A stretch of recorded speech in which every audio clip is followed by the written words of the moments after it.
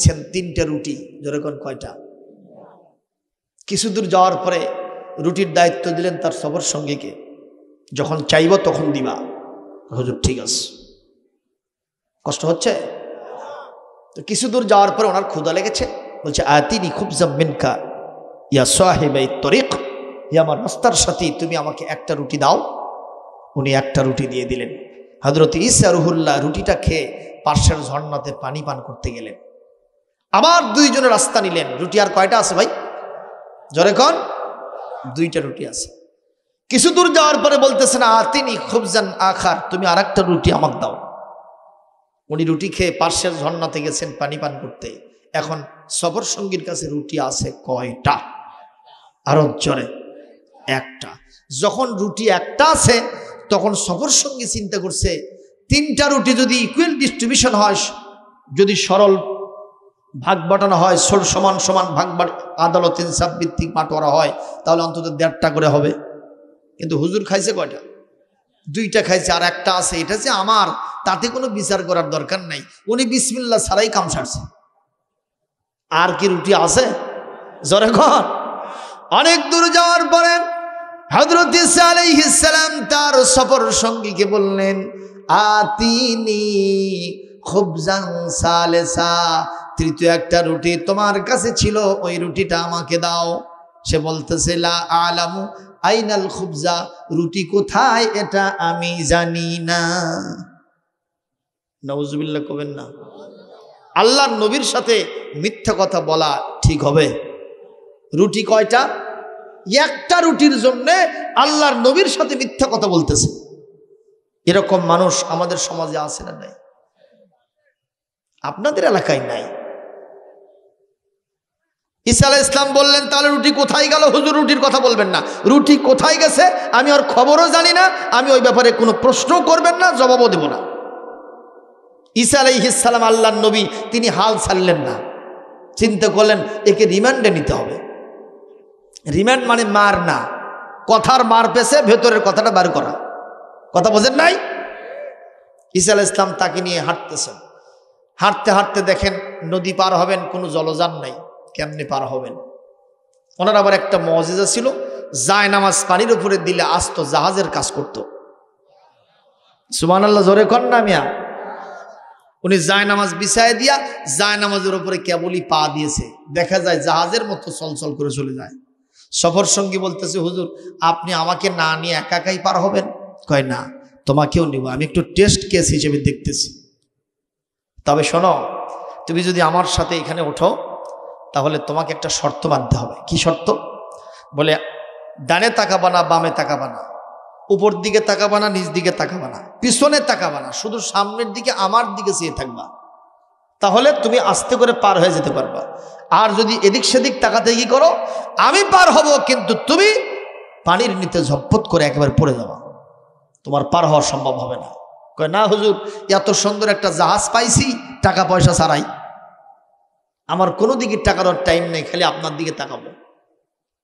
দুইজনে পার হচ্ছেন। ঈসা আলাইহিস সালাম ডাঙায় পা দিয়েছেন, চলে গেছেন পার হয়ে। পিছনের দিকে তাকায় দেখেন সফর সঙ্গী ঝপট করে নদীর ভিতর নামে গেছে, হাবুডুবু খাইতেছে, পানি খায়। ঈসা আলাইহিস সালাম তাকায় দেখেন নদীর ভিতরে, তুমি ওখানে কেন? আমি পার হয়েছি, তোমারও তো পার হওয়ার কথা, কি ব্যাপারটা কি? তাড়াতাড়ি বলো। কয় হুজুর আগে বের করেন, আগে উদ্ধার করেন। ওই যে গাদার মতো কয় যে না, আগে উদ্ধার করবো না, তুমি ওখানে পড়ে গেলে কেন সেটা কও। কয় হুজুর আপনার শর্ত আমি শেষ পর্যন্ত মানতে আমি ব্যর্থ হয়েছি। সেটা কি? কয় শেষ মুহূর্তে এসে চিন্তা করলাম পার তো হয়ে গেছি, দেখি তো কার ওপর চড়ে পার হলাম। যেই না পায়ের দিকে তাকাইছি আমি ঝটপট করে নদীর ভিতরে নেমে গেছি। ঈসা আলাইহিস সালাম বললেন আমি তোমাকে এখান থেকে উদ্ধার করবো ইনশাআল্লাহ, তবে তোমাকে একটা ওয়াজ শোনায় দেই, তুমি মানুষের কাছে এটা শোনাবা। সেটা হলো এই পৃথিবীতে কোন নবীর উম্মত সেই নবীর দেখানো পথ এবং মত, তার দেখানো ইরশাদনামা ব্যক্তি, পরিবার, সমাজ এবং রাষ্ট্রের সব জায়গায় যদি মেনে না চলে, এই উম্মত কাল কিয়ামতে পুলসিরাত পার হতে পারবে না। এই উম্মতের শান্তি মুক্তি নিরাপত্তা হবে না।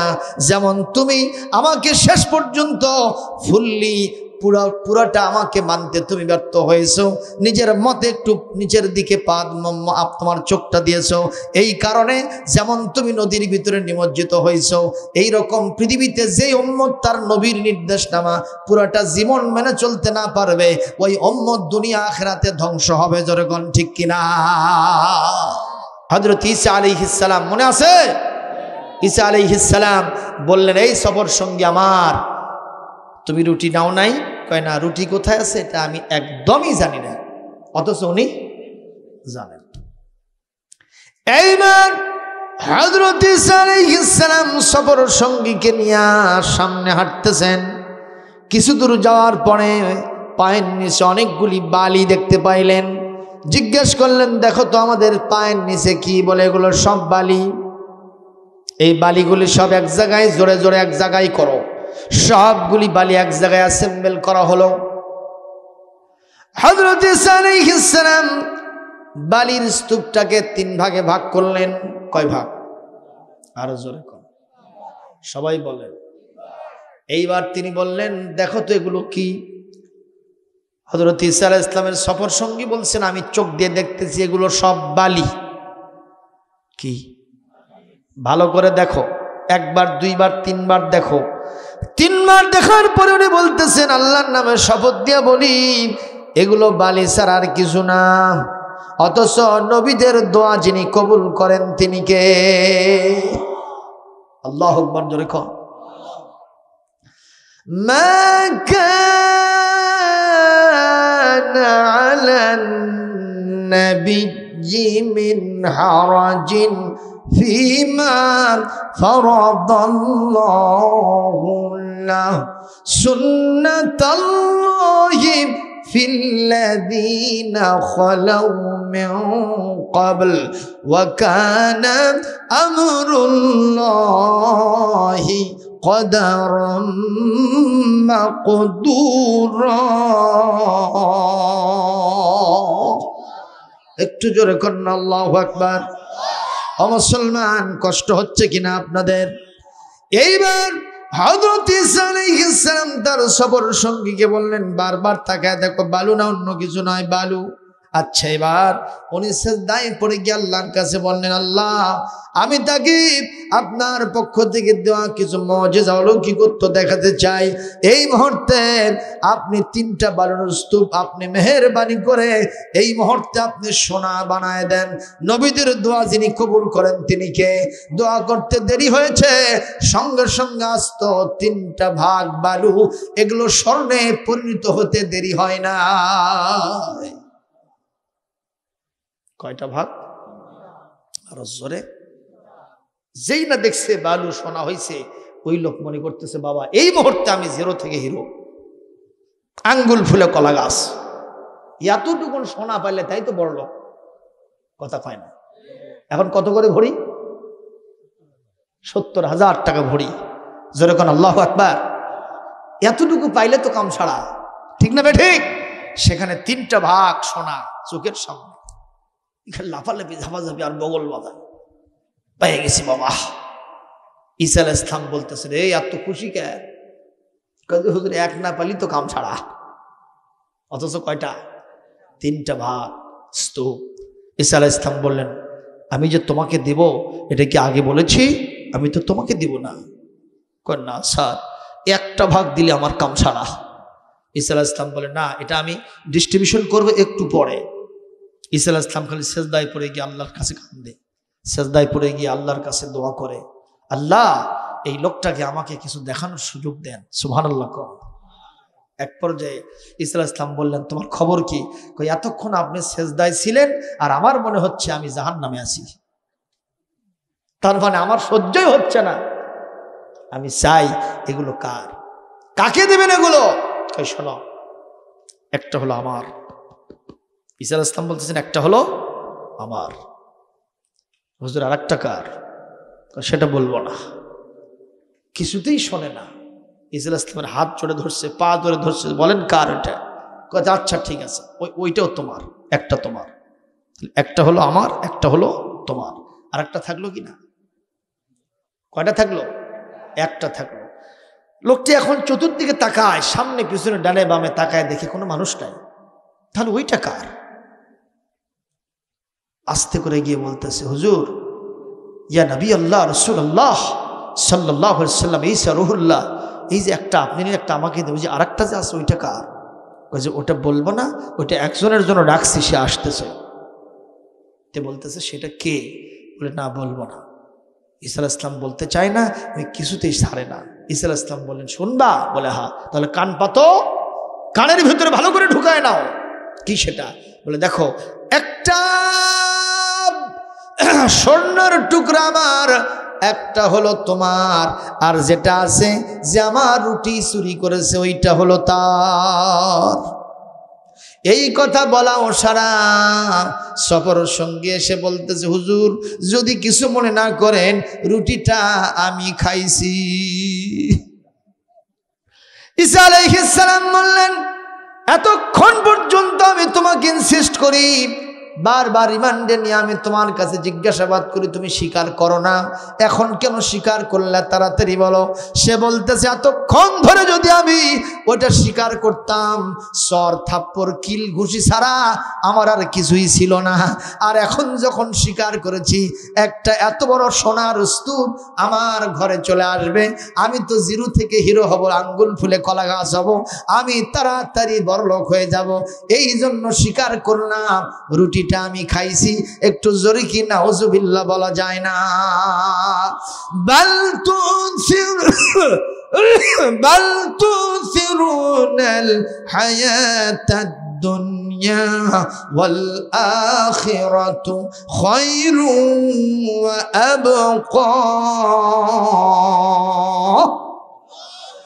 إن هذا لفي الصحف الأولى صحف إبراهيم وموسى। আল্লাহ পাক সূরা আলার শেষ আয়াতের ভিতরে বলেন, তোমরা দুনিয়ার জীবনকে আখিরাতের উপরে প্রাধান্য দাও, অথচ আখিরাত হলো চিরস্থায়ী এবং সবচেয়ে ভালো।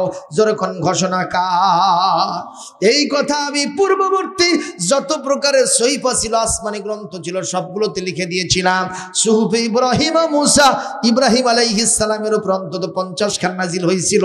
মুসা আলাইহিস সালামের তাওরাতের মধ্যেও লেখা ছিল, তোমাদের কোরআনেও আছে, ইনজিল সহ সব আসমানি কিতাবে ছিল। দুনিয়ার চাইতে কোনটা ভালো? কোনটা? আখিরাত ভালো। দুনিয়ার চাইতে আখিরাত ভালো। যেরকম ঠিক না ঠিক? সুতরাং সে আখিরাতমুখী জীবন যাপন করতে হলে 5 ওয়াক্ত নামাজের বিকল্প নেই, রমাদান শরীফের রোজার কোনো বিকল্প নেই। এখন রজব মাস চলতেছে না? রজব মাসে আল্লাহর নবী একটা দোয়া শিখিয়ে দিয়েছেন। সে দোয়া কি আপনাদের মুখস্থ আছে? একটু পড়েন তো আমার সাথে। আল্লাহুম্মা বারিক লানা ফি রজবা ওয়া শাবানা ওয়া বাল্লিগনা রমাদান। হে আল্লাহ, আপনি আমাদেরকে রজব মাসে বরকত দেন, শাবান মাসে বরকত দেন, আর রমাদান পর্যন্ত আমাদের হায়াত বাড়ায়া পৌঁছায় দেন। জোরে জোরে বলেন আমিন। রমজান আসতেছে জন্য ভয় পাচ্ছেন নাকি? রমজান আমাদের জন্য সবচেয়ে বড় রয়্যাল গেস্ট, অনারেবল গেস্ট, আমাদের সবচেয়ে জয়ফে কারিম মাহে রমাদান। জোরে বলুন ঠিক না ঠিক? সেই রমজান রোজার জন্য প্রস্তুতি হন, হালাল হারাম বাজ বিচার করেন, বাড়িতে মেয়েদের পর্দা করবেন, আপনাদের বিবি, মা, বোন, মেয়ে যারা আছে তাদের পর্দা করবেন ইনশাআল্লাহ। আমি তো বলেই থাকি, বাংলাদেশের প্রধানমন্ত্রী হলো বঙ্গবন্ধুর কন্যা শেখ হাসিনা, ঠিক কিনা? কিন্তু আপনার বাড়ির প্রধানমন্ত্রী কে? আপনার বাড়ির প্রধানমন্ত্রী আপনি, ঠিক কিনা? আপনার বাড়িতে আপনি নামাজ কায়েম করবেন, আপনার বাড়িতে আপনি রোজা কায়েম করবেন, আপনার বিবি, আপনার মেয়ে, আপনার বোনকে আপনি পর্দায় রাখবেন, আপনাকে কেউ ঠেকাতে আসবে? আর যদি না করেন, দায়ুস হবেন। যতই নামাজ পড়েন, কিয়ামতের দিন বেপর্দা মহিলাদের যিনি অভিভাবক হবেন, অবশ্যই তাকে জাহান্নামে যেতে হবে, জান্নাতের সুগন্ধ তার নাকে আসবে না, বলেছেন বিশ্বনবী হযরত মুহাম্মদ রাসূলুল্লাহ সাল্লাল্লাহু আলাইহি ওয়াসাল্লাম। তাহলে বাড়িতে পর্দা কায়েম করতে হবে ইনশাআল্লাহ।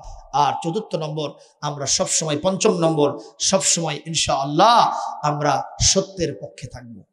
হাদিসে আসছে, সারা রাত্রি জেগে ইবাদত করলে যা সওয়াব হয়, আল্লাহ পাক এইটুকুন সময় দেওয়ার কারণে সেই সওয়াব আমাদেরকে দিবেন। বলি সুবহানাল্লাহ। আজকের মাহফিলে কোনো পিছুটান নাই, কোনো ভয় নাই, ঠিক না ঠিক? কারণ ইউনিয়ন পরিষদের চেয়ারম্যান সাহেব মানে এই ইউনিয়নের অভিভাবক আমার পাশে বসে আছে। আল্লাহ নাই, কথা কয় না, আপনারা নাই, আলেম ওলামা নাই, সবাই আছেন। সুতরাং কোনো টেনশন নাই। আজকে কোরআনে কারীম থেকে সরাসরি আলোচনা হবে ইনশাআল্লাহ। বলেন আরো জোরে বলেন ইনশাআল্লাহ। কোরআন শরীফ যিনি নাজিল করেছেন তিনি কে? তিনি আমাদের মালিক, তিনি আমাদের স্রষ্টা, তিনি আমাদের দ্রষ্টা। এতে কি কোনো আপনাদের সন্দেহ হয়? আমরা কি বানর থেকে আসছি? আমাদের স্রষ্টা কে? আরো জোরে বলেন। আল্লাহ নিজে সূরা আন-নিসার শুরুতেই বলেছেন, প্রথমে আদম আলাইহিস সালামকে আল্লাহ পাক বানিয়েছেন, তার বাম পাদরের হাড্ডি থেকে হযরতে হাওয়াকে তৈরি করেছেন। কথা বল। ওয়াবাসসা মিনহুমা রিজালান কাসীরান ওয়া নিসাআ। এই দুইজন থেকে গোটা পৃথিবীতে কোটি কোটি পুরুষ এবং নারীকে আমি আল্লাহ ছড়িয়ে দিয়েছি। তাহলে কোরআনে কারীম সাক্ষী আমরা বানর থেকে আসি নাই, ঠিক কিনা বলেন? সূরা নিসার 1 নম্বর আয়াত। কেউ যদি আপনাকে ধরে আমরা বানর থেকে আসছি, তাহলে আপনি বলবেন তোর কথা সত্য নয়, আমার আল্লাহর কথা সত্য। বলে কোথায় আসছে? সূরা নিসা 4 নম্বর সূরা, 4 নম্বর এবং 5 নম্বর পারা, আয়াত নম্বর ঠিক 1। ক নম্বর আয়াত? আর কোনো কথা বলার দরকার হবে? আমাদের কাছে কোরআনের চাইতে বড় দলিল আর কিচ্ছু নেই। কথা কন না কেন? সেটা কি ছোট দলিল না বড় দলিল? এর থেকে বড় দলিল আর হতে পারে? কথাই ব্যাপারে শেষ। তাহলে আমরা বুঝলাম আমাদের মালিক, আমাদের স্রষ্টা এবং দ্রষ্টা হলেন আল্লাহ। আচ্ছা বলেন তো, মালিক বেশি বোঝে না মালিকের অধীনস্থ যারা আছে তারাই বেশি বোঝে? কিন্তু এক গাধার মালিক তার গাধাকে নিয়ে গেছে বাজারে চিনি কিনা পিঠের ওপর উঠাই দেবে এই নিয়তে, রিক্সা ভাড়া ভ্যান ভাড়া দেবে না, বুঝতে পারছে? তো বাজারে নিয়ে গিয়ে 1 বস্তা চিনি 2 মণ ওজন পিঠের ওপরে উঠে দিয়ে মালিক বলতেছে, গাধারে আমার বাড়িতে যখন যাবি রাস্তার ভিতরে একটা নদী পাইবা, এই নদীর ভিতরে যেন নেমো না, তাহলে আমারও সর্বনাশ তোমারও সর্বনাশ, ঠিক কিনা? কারণ চিনি আর পানি এক জায়গায় হলে কি হবে? সব শরবত হয়ে যাবে। এখন গাধা মনে মনে বলতেছে, তুমি আমার কেমন মালিক, 2 মণ ওজনের বস্তা পিঠের ওপরে উঠাই দিয়ে তারপরে ওয়াজ করতেছো, তোমার ওয়াজ মানবো কি মানবো না এটা 50-50, মানে মানতেও পারি তাও পারি, দেখি কি হবে। এখন বহু কষ্টে নদীর ধারে গেছে, চিন্তা করলো মালিক তো আমার এর ভিতরে নামতে নিষেধ করলো, এই রাস্তা দিয়ে আবার যাব, আবার ব্রিজে চলবো, তারপরে বাড়িতে যাব, অনেক কষ্টের ব্যাপার। সোজাসুজি নদীর ভিতরে নামি তো দেখা যাক কি হয়। মালিকের মতের উল্টো, মালিকের মতের উল্টো। নদীর ভিতরে যত নামে চিনি আর পানি এক জায়গায় হয়ে ভার খালি কমে।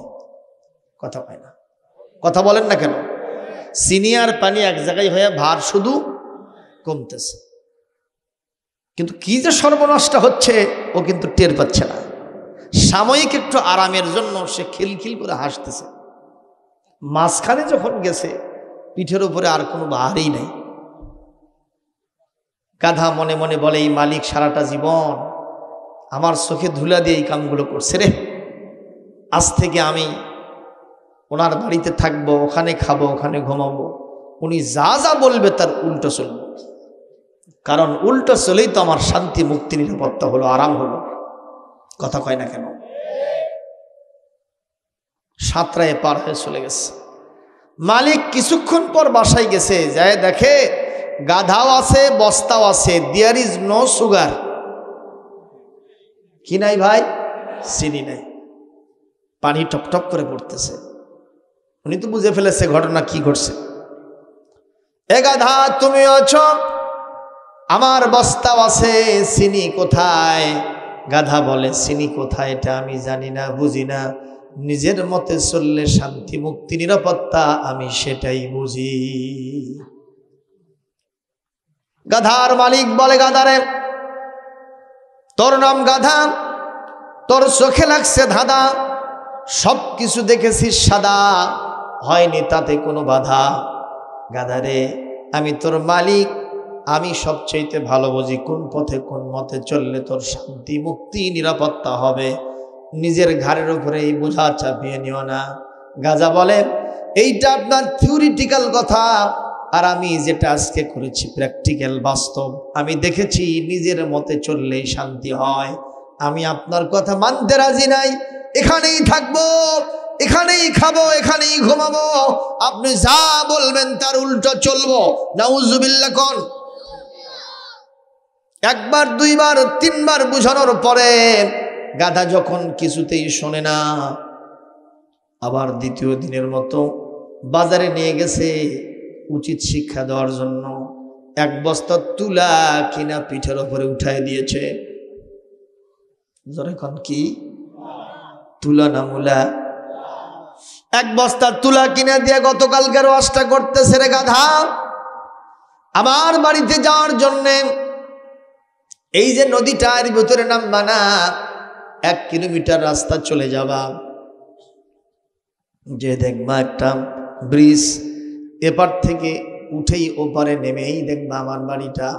তোমার জন্য শান্তি মুক্তি নিরাপত্তা হবে, তোমারও উপকার আমারও লাভ, দুইটাই হবে। তোর কোন ঠিক নেবে ঠিক। গাধা মনে মনে বলে, গতকাল তো ছিল 2 মণ ওজন, নিজের মতে চলে শান্তি যা পাইছি, আজকে তো ভারী নাই, শান্তি আরো বেশি।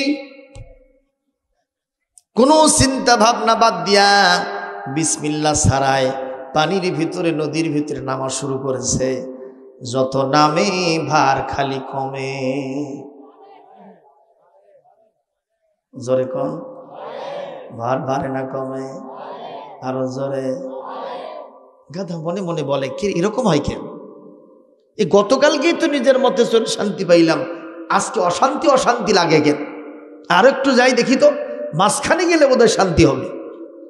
যখন একবারে মাঝখানে গেছে, বলেন তো বিপদ বাড়ছে না কমছে?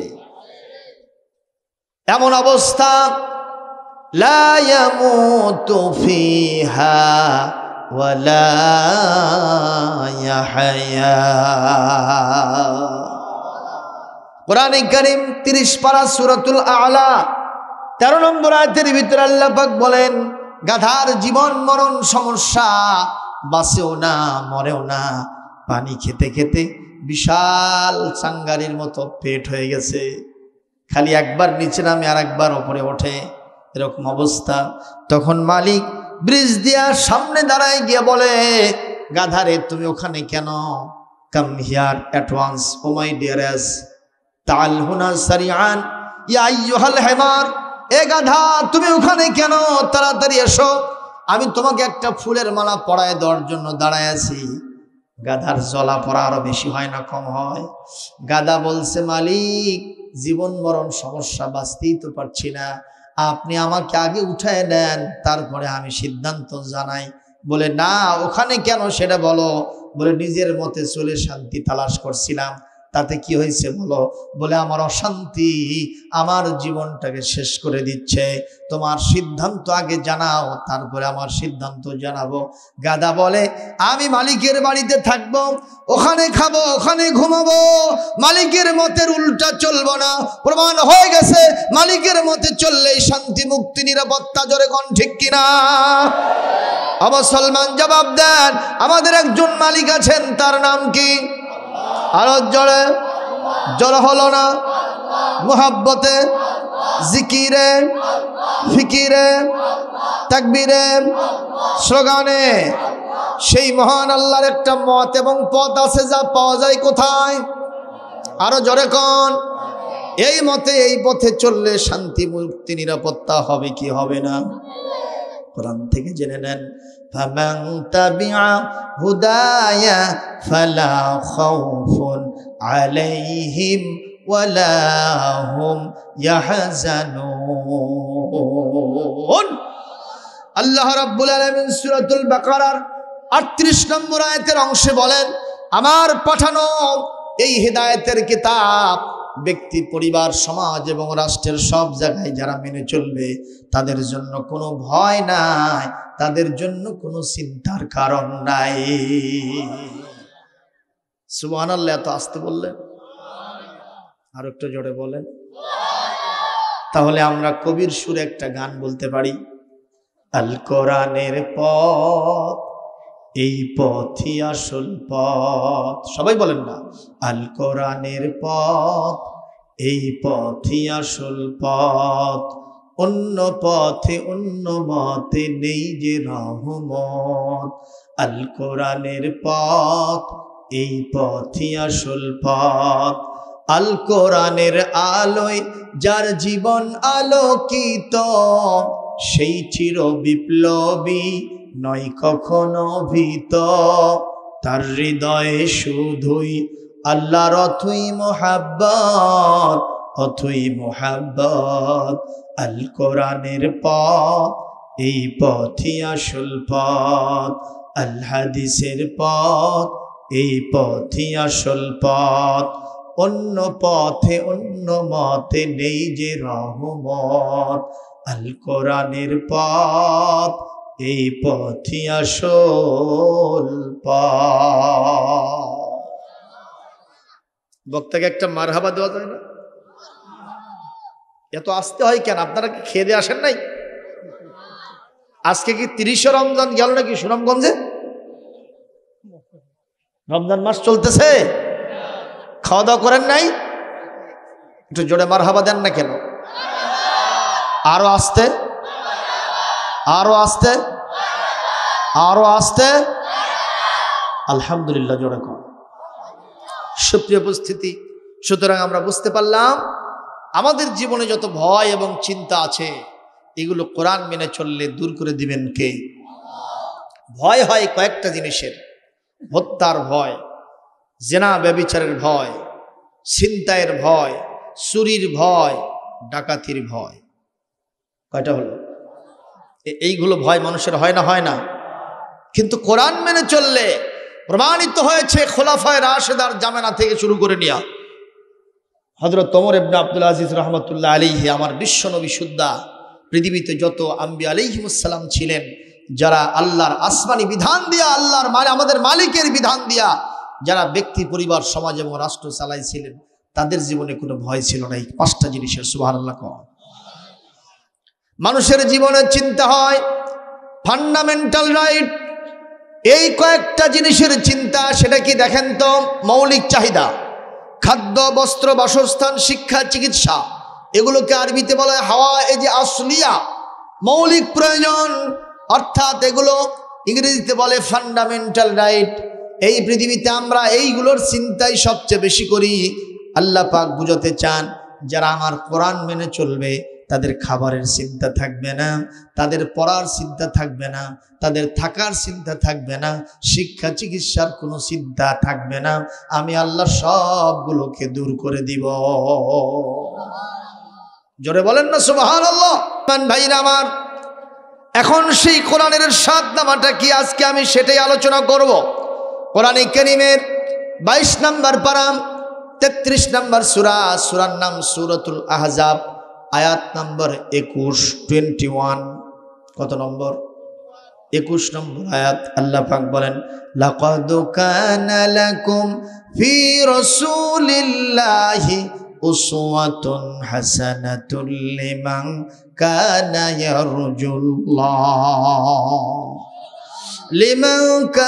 ইয়ারজুল্লাহ ওয়াল ইয়াউমাল আখির ওয়া যাকারাল্লাহা কাসীরা। একটু জোরে কর আল্লাহু আকবার।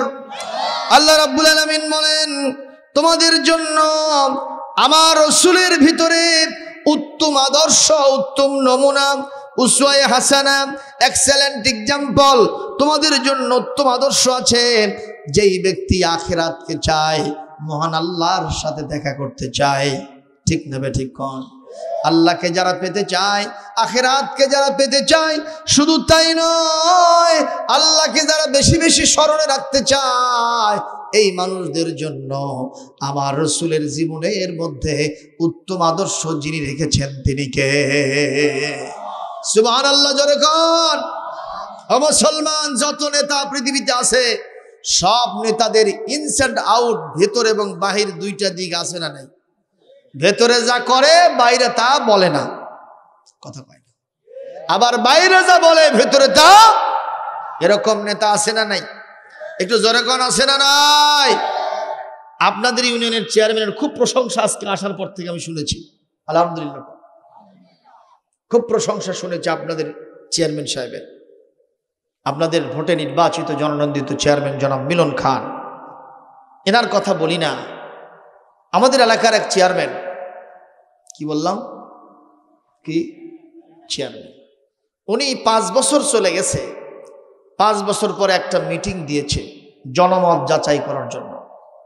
সামনে আবার নির্বাচনে দাঁড়াবে, তো সেই জন্য এখন দাঁড়াই তিনি বলছেন, ভাইয়েরা, গত 5টা বছর আমি এত সুন্দর করে আপনাদের ইউনিয়নটা চালাইছি, আমি কোনো প্রকারের চিনি গম মারি নাই, এমনকি আমার বাড়ির মুরগি হাঁস পর্যন্ত টিয়ার কাবিখার কোনো চাল গম খায় নাই। তাহলে চেয়ারম্যান কি ভালো না খারাপ? জোরে বলেন না কেন? এই কথা যখন বলেছে জনগণ চিন্তা করলে এত সুন্দর চেয়ারম্যান পাইছিলাম, খালি বাক্স হলেই হয়, নেতা আর দেখার দরকার নেই। কিন্তু পার্শ্বে মেম্বার ছিলেন, তো মেম্বার তখন মাইকটা টেনে নিয়ে বলতেছে, স্যার আমি একটু সাক্ষী দেই, তাড়াতাড়ি দাও। তো মেম্বার সাহেব এখন মাইক ধরেই বলতেছে, আমার নেতাজি চেয়ারম্যান সাহেব গত 5টা বছর এত সুন্দর করে চালিয়েছেন, ঠিকই পরিষদটাকে দুর্নীতিমুক্ত করেছেন, এমনকি ওনার বাড়ির মুরগি হাঁস পর্যন্ত টিয়ার কাবিখার চালগম খায় নাই, কারণ চেয়ারম্যান সাহেব উপজেলার থেকে উঠায় ওখানেই বিক্রি করে, বাড়িতে আনে না। জোরে কি সুবহানাল্লাহ দিবেন? আরে নাউজুবিল্লাহ কহ।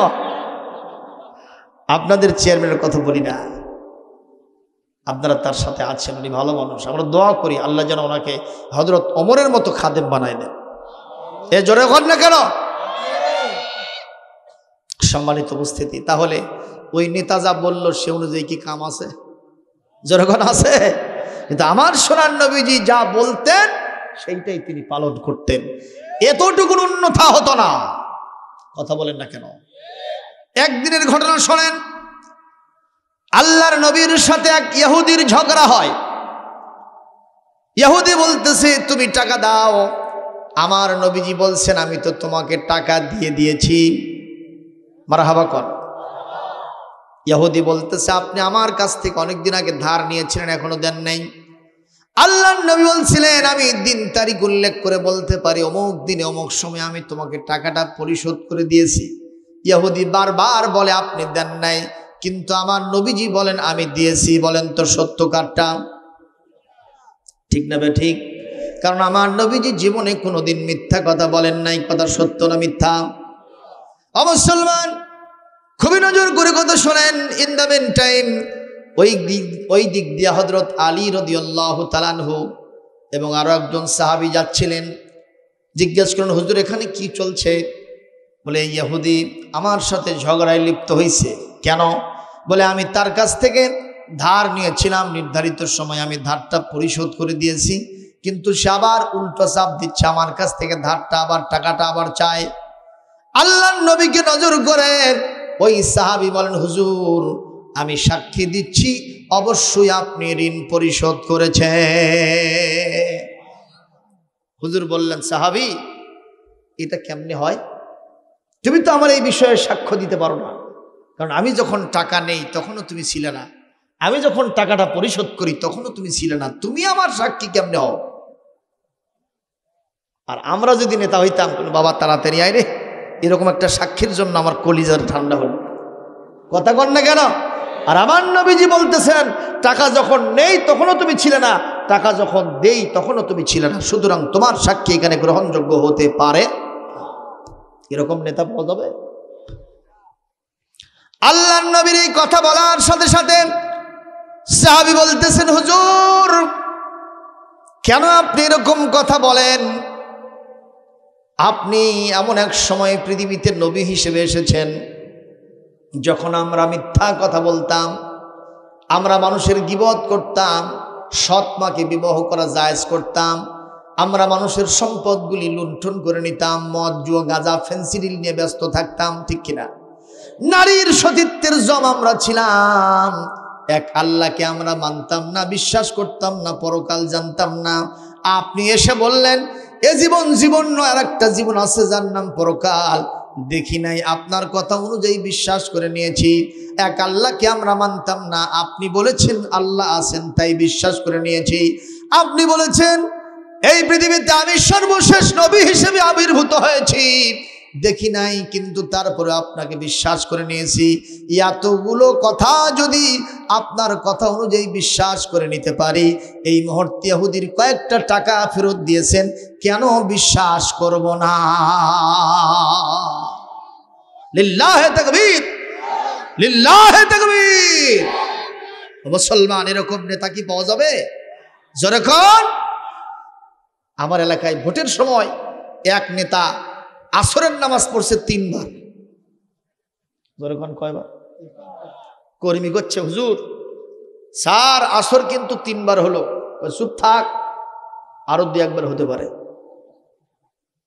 কারণ উনি সাহেব যেখানে যেখানে যায় মানুষকে দেখাতে যায় যে আমি নামাজ, মানে ভোটের আগে পাঞ্জাবি, ভোটের আগে টুপি, ভোটও শেষ ওগুলো সব শরীর থেকে নেমে যায়। এরকম নেতা বাংলাদেশে নাই। মুসলমান ভাইরা, এই জন্য কবি বলেছেন নেতার মতো নেতা যদি পাইতে চাই বিশ্ব নবীর কোনো বিকল্প নাই। একজন কবি বলছে নেতার মতো নেতা যখন পাই না কোথাও খুঁজে, কাঁদি শুধু কাঁদি হায়রে এই দুটি চোখ বুজে। নেতার মতো নেতা যখন পাই না কোথাও খুঁজে, কাঁদি শুধু কাঁদি হায়রে এই দুটি চোখ বুজে। তখন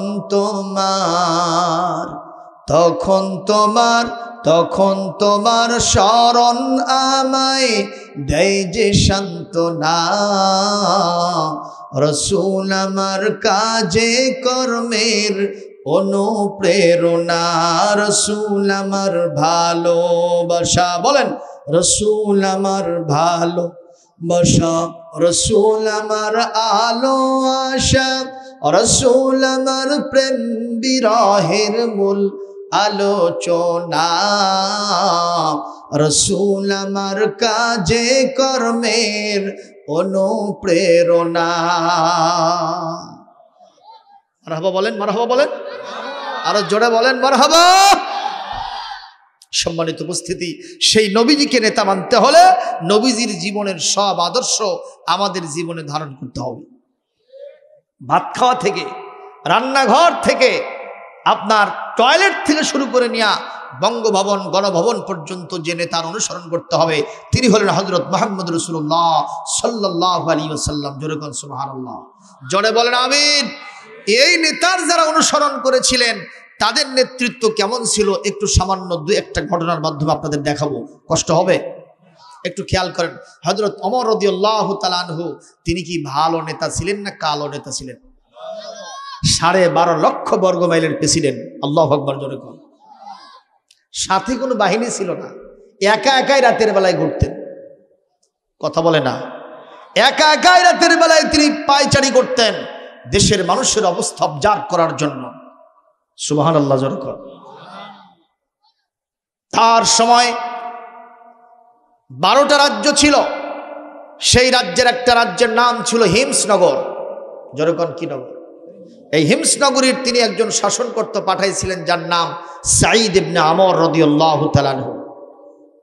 1 বছর সময় পেরিয়ে গেছে। সাঈদ ইবনে আমরের ওই হিমসনগর থেকে 20 থেকে 25 জন লোক এসেছে হযরত ওমরের কাছে মদিনা মুনাওয়ারায়।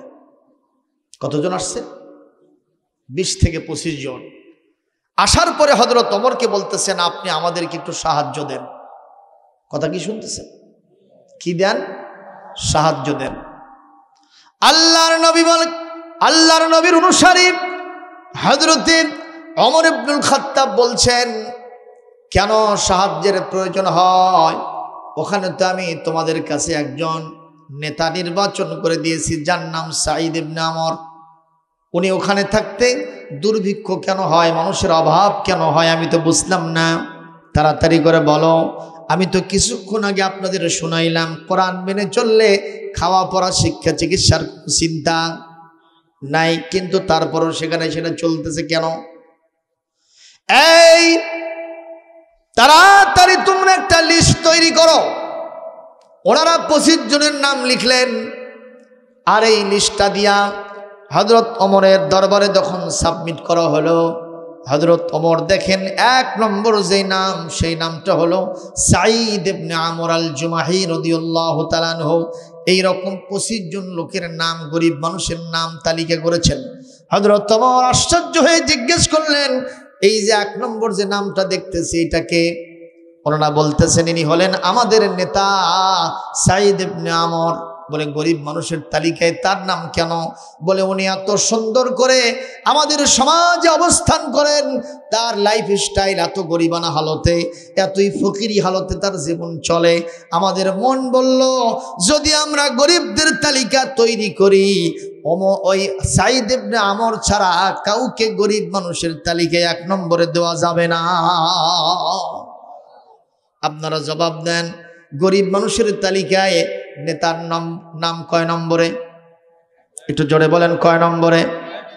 হযরত ওমর সবার জন্য 1000 দিনার দিলেন, সাঈদ ইবনে আমরের জন্য 2000 দিলেন। কারণ তিনি তো সেখানকার শাসনকর্তা, তার একটু টাকা পয়সা বেশি দরকার না কম দরকার? 2000 দিয়ে দিলেন। এনারা চলে গেলেন। এই 2000 টাকা দিনার যখন তার হাতে গেল, উনি পড়তে থাকলেন, ইন্না লিল্লাহি ওয়া ইন্না ইলাইহি রাজিউন। আমরা এই দোয়া কখন পড়ি? বিপদে পড়লে। কিন্তু অনেকের কনসেপ্ট হলো, যখন কোনো মানুষ মারা যায়, মাইকে যখন এলান শোনে মসজিদের মাইক থেকে, অমুকের ছেলে অমুক মারা গেছে, তখন আমরা সবাই বলি ইন্না লিল্লাহি ওয়া ইন্না ইলাইহি রাজিউন। আর মনে মনে ধারণা করি ওনার জন্য একটা দোয়া করে দিলাম। আসলে কি তাই? তা কিন্তু নয়। এখানে আসছে কি, ইন্না লিল্লাহি ওয়া ইন্না ইলাইহি রাজিউন। নিশ্চয় আমরাও আল্লাহর জন্য, ওই আল্লাহর দিকে আমাদেরকেও নিশ্চয় ফিরে যেতে হবে। ওই অমুকের বেটা অমুক যেরকম গেছে, একদিন লোকেরা আমার নামও এইরকম করেই বলবে। কথা কয় না? কবি বলে, কত জানাজার পড়েছি নামাজ, দিয়েছি কত দাফন। কত জানাজার পড়েছি নামাজ, দিয়েছি কত দাফন। কোথায় জানি আছে আমার তৈরি সাদা কাফন, জানাজার পড়েছি নামাজ, দিয়েছি কত দাফন। আমার তরি বাধায় আছে কোন শেখিয়া ঘাটে, কোন মসজিদে এলান হবে সোয়াবে শেষ খাটে। কোথায় যেন করবে দাফন, কোথায় জানি করবে দাফন আমাকে স্বজন। জানাজার পড়েছি নামাজ, দিয়েছি কত দাফন। কোথায় জানি আছে আমার তৈরি সাদা কাফন, জানাজার পড়েছি নামাজ, দিয়েছি কত দাফন। কবির এই উক্তিগুলি সঠিক না ঠিক? মুসলমান বিদায় হয়ে যেতে হবে, আজ হোক কাল হোক। এই যে বসে আছেন আপনারা এখানে, এইটাই আপনার জন্য আমার জন্য কবরের জিন্দেগি আসান হয়ে যাবে। এইটার কারণে কবরের জিন্দেগি আমাদের জন্য জান্নাতের বাগান হয়ে যাবে। আমরা যদি একটু মনোযোগ দিয়ে শুনি, আমলের নিয়ত করি, আমরা বিশ্বনবীর আদর্শ অনুসরণ করার জন্য অনেক বড় সহায়ক একটা শক্তি পেয়ে যাব। জোরে বলি আল্লাহুম্মা আমিন। যেই উনি বলেছেন ইন্না লিল্লাহি ওয়া ইন্না ইলাইহি রাজিউন, সঙ্গে সঙ্গে ওনার বিবি দৌড়ে এসেছেন, এসে বলতেছেন আমার প্রাণের স্বামী সাঈদ ইবনে আমর, আপনি ইন্না লিল্লাহ পড়লেন কেন? আমি জানি আপনার দলের লোকেরা, আপনার এলাকার লোকেরা মদিনা মুনাওয়ারায় হযরত ওমরের বাড়িতে গেছিলেন, ওনারা এসেছেন, নিঃসন্দেহে হযরত ওমরের কোনো বিপদ মুসিবত হয়তো হয়ে গেছে, তার কোনো দুঃসংবাদ আপনার কানের ভিতরে আছে কিনা? কেন আপনি ইন্না লিল্লাহ পড়লেন? সঙ্গে সঙ্গে সাঈদ ইবনে আমর বলতেছেন, দেখো রে প্রাণের বিবি, এই যে 2000 দিনার, এতগুলি সম্পদ, এই 2000 দিনার এতগুলি টাকা আমি কোথায় রাখবো? এটা দিয়ে আমি কি করব? এটা তো আমার উপরে অনেক বড় বিপদ এবং মুসিবত। সুতরাং এই বিপদ এবং মুসিবত আমার উপরে আসার কারণে আমি ইন্না লিল্লাহ পড়েছি। যখন সুবহানাল্লাহ। ও মুসলমান, টাকা পয়সা বেশি হলে আমরা কি ইন্না লিল্লাহ পড়ি? আমরা কি পড়ি? সুবহানাল্লাহ মানে আরো দাও। তাবলীগ জামাতের একটা নিয়ম আছে না ভাই, যে খানা দানা হচ্ছে, সেখানে যদি খানার প্রয়োজন হয় তখন ওনারা যিনি ডিস্ট্রিবিউশন করছেন তিনি যদি শোনেন কেউ বলতেছে সুবহানাল্লাহ, তার মানে আরো দাও। আর যদি বলে আলহামদুলিল্লাহ, তাহলে কি আর দরকার নেই, কাফা, যথেষ্ট। তা আমাদের কাছে টাকা পয়সা আসলে আমরা কি কই? আলহামদুলিল্লাহ কই না, কই সুবহানাল্লাহ, মানে আরো চাই, ঠিক কিনা? হযরত ঈসা রূহুল্লাহ আলাইহিস সালাম তিনি এক সফর সঙ্গীকে নিয়ে রাস্তায় চলতেছেন, সাথে নিয়েছেন 3টা রুটি। যেরকম কয়টা? কিছু দূর যাওয়ার পরে রুটির দায়িত্ব দিলেন তার সফর সঙ্গীকে, যখন চাইব তখন দিবা। হুজুর ঠিক আছে।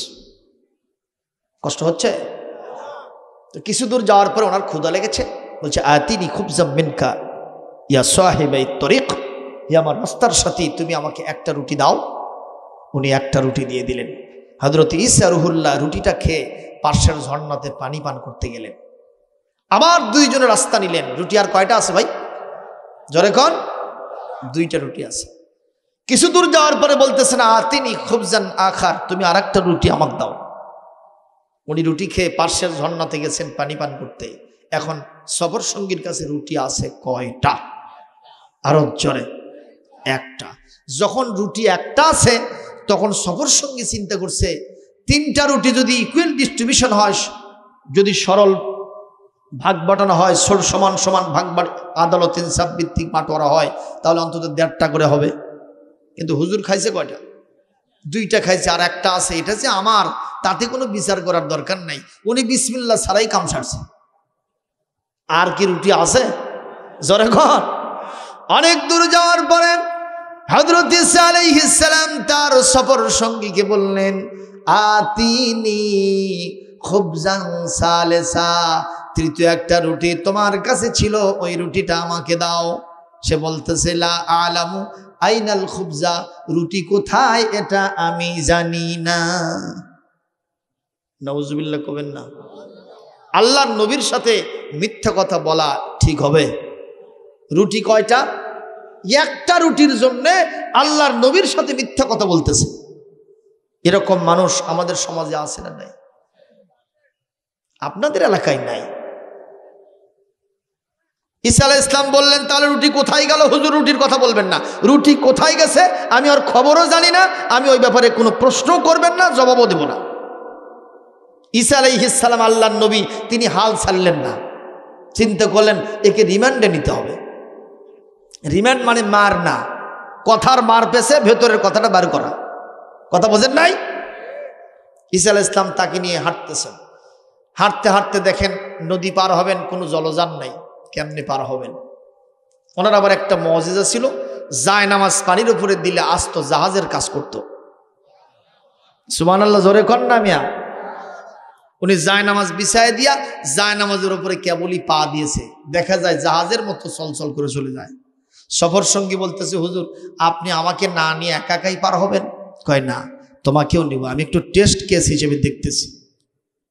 তবে শোনো, তুমি যদি আমার সাথে এখানে ওঠো তাহলে তোমাকে একটা শর্ত মানতে হবে। কি শর্ত? বলে ডানে তাকাবা না, বামে তাকাবা না, উপর দিকে তাকাবা না, নিচ দিকে তাকাবা না, পিছনে তাকাবা না, শুধু সামনের দিকে আমার দিকে চেয়ে থাকবা, তাহলে তুমি আস্তে করে পার হয়ে যেতে পারবা।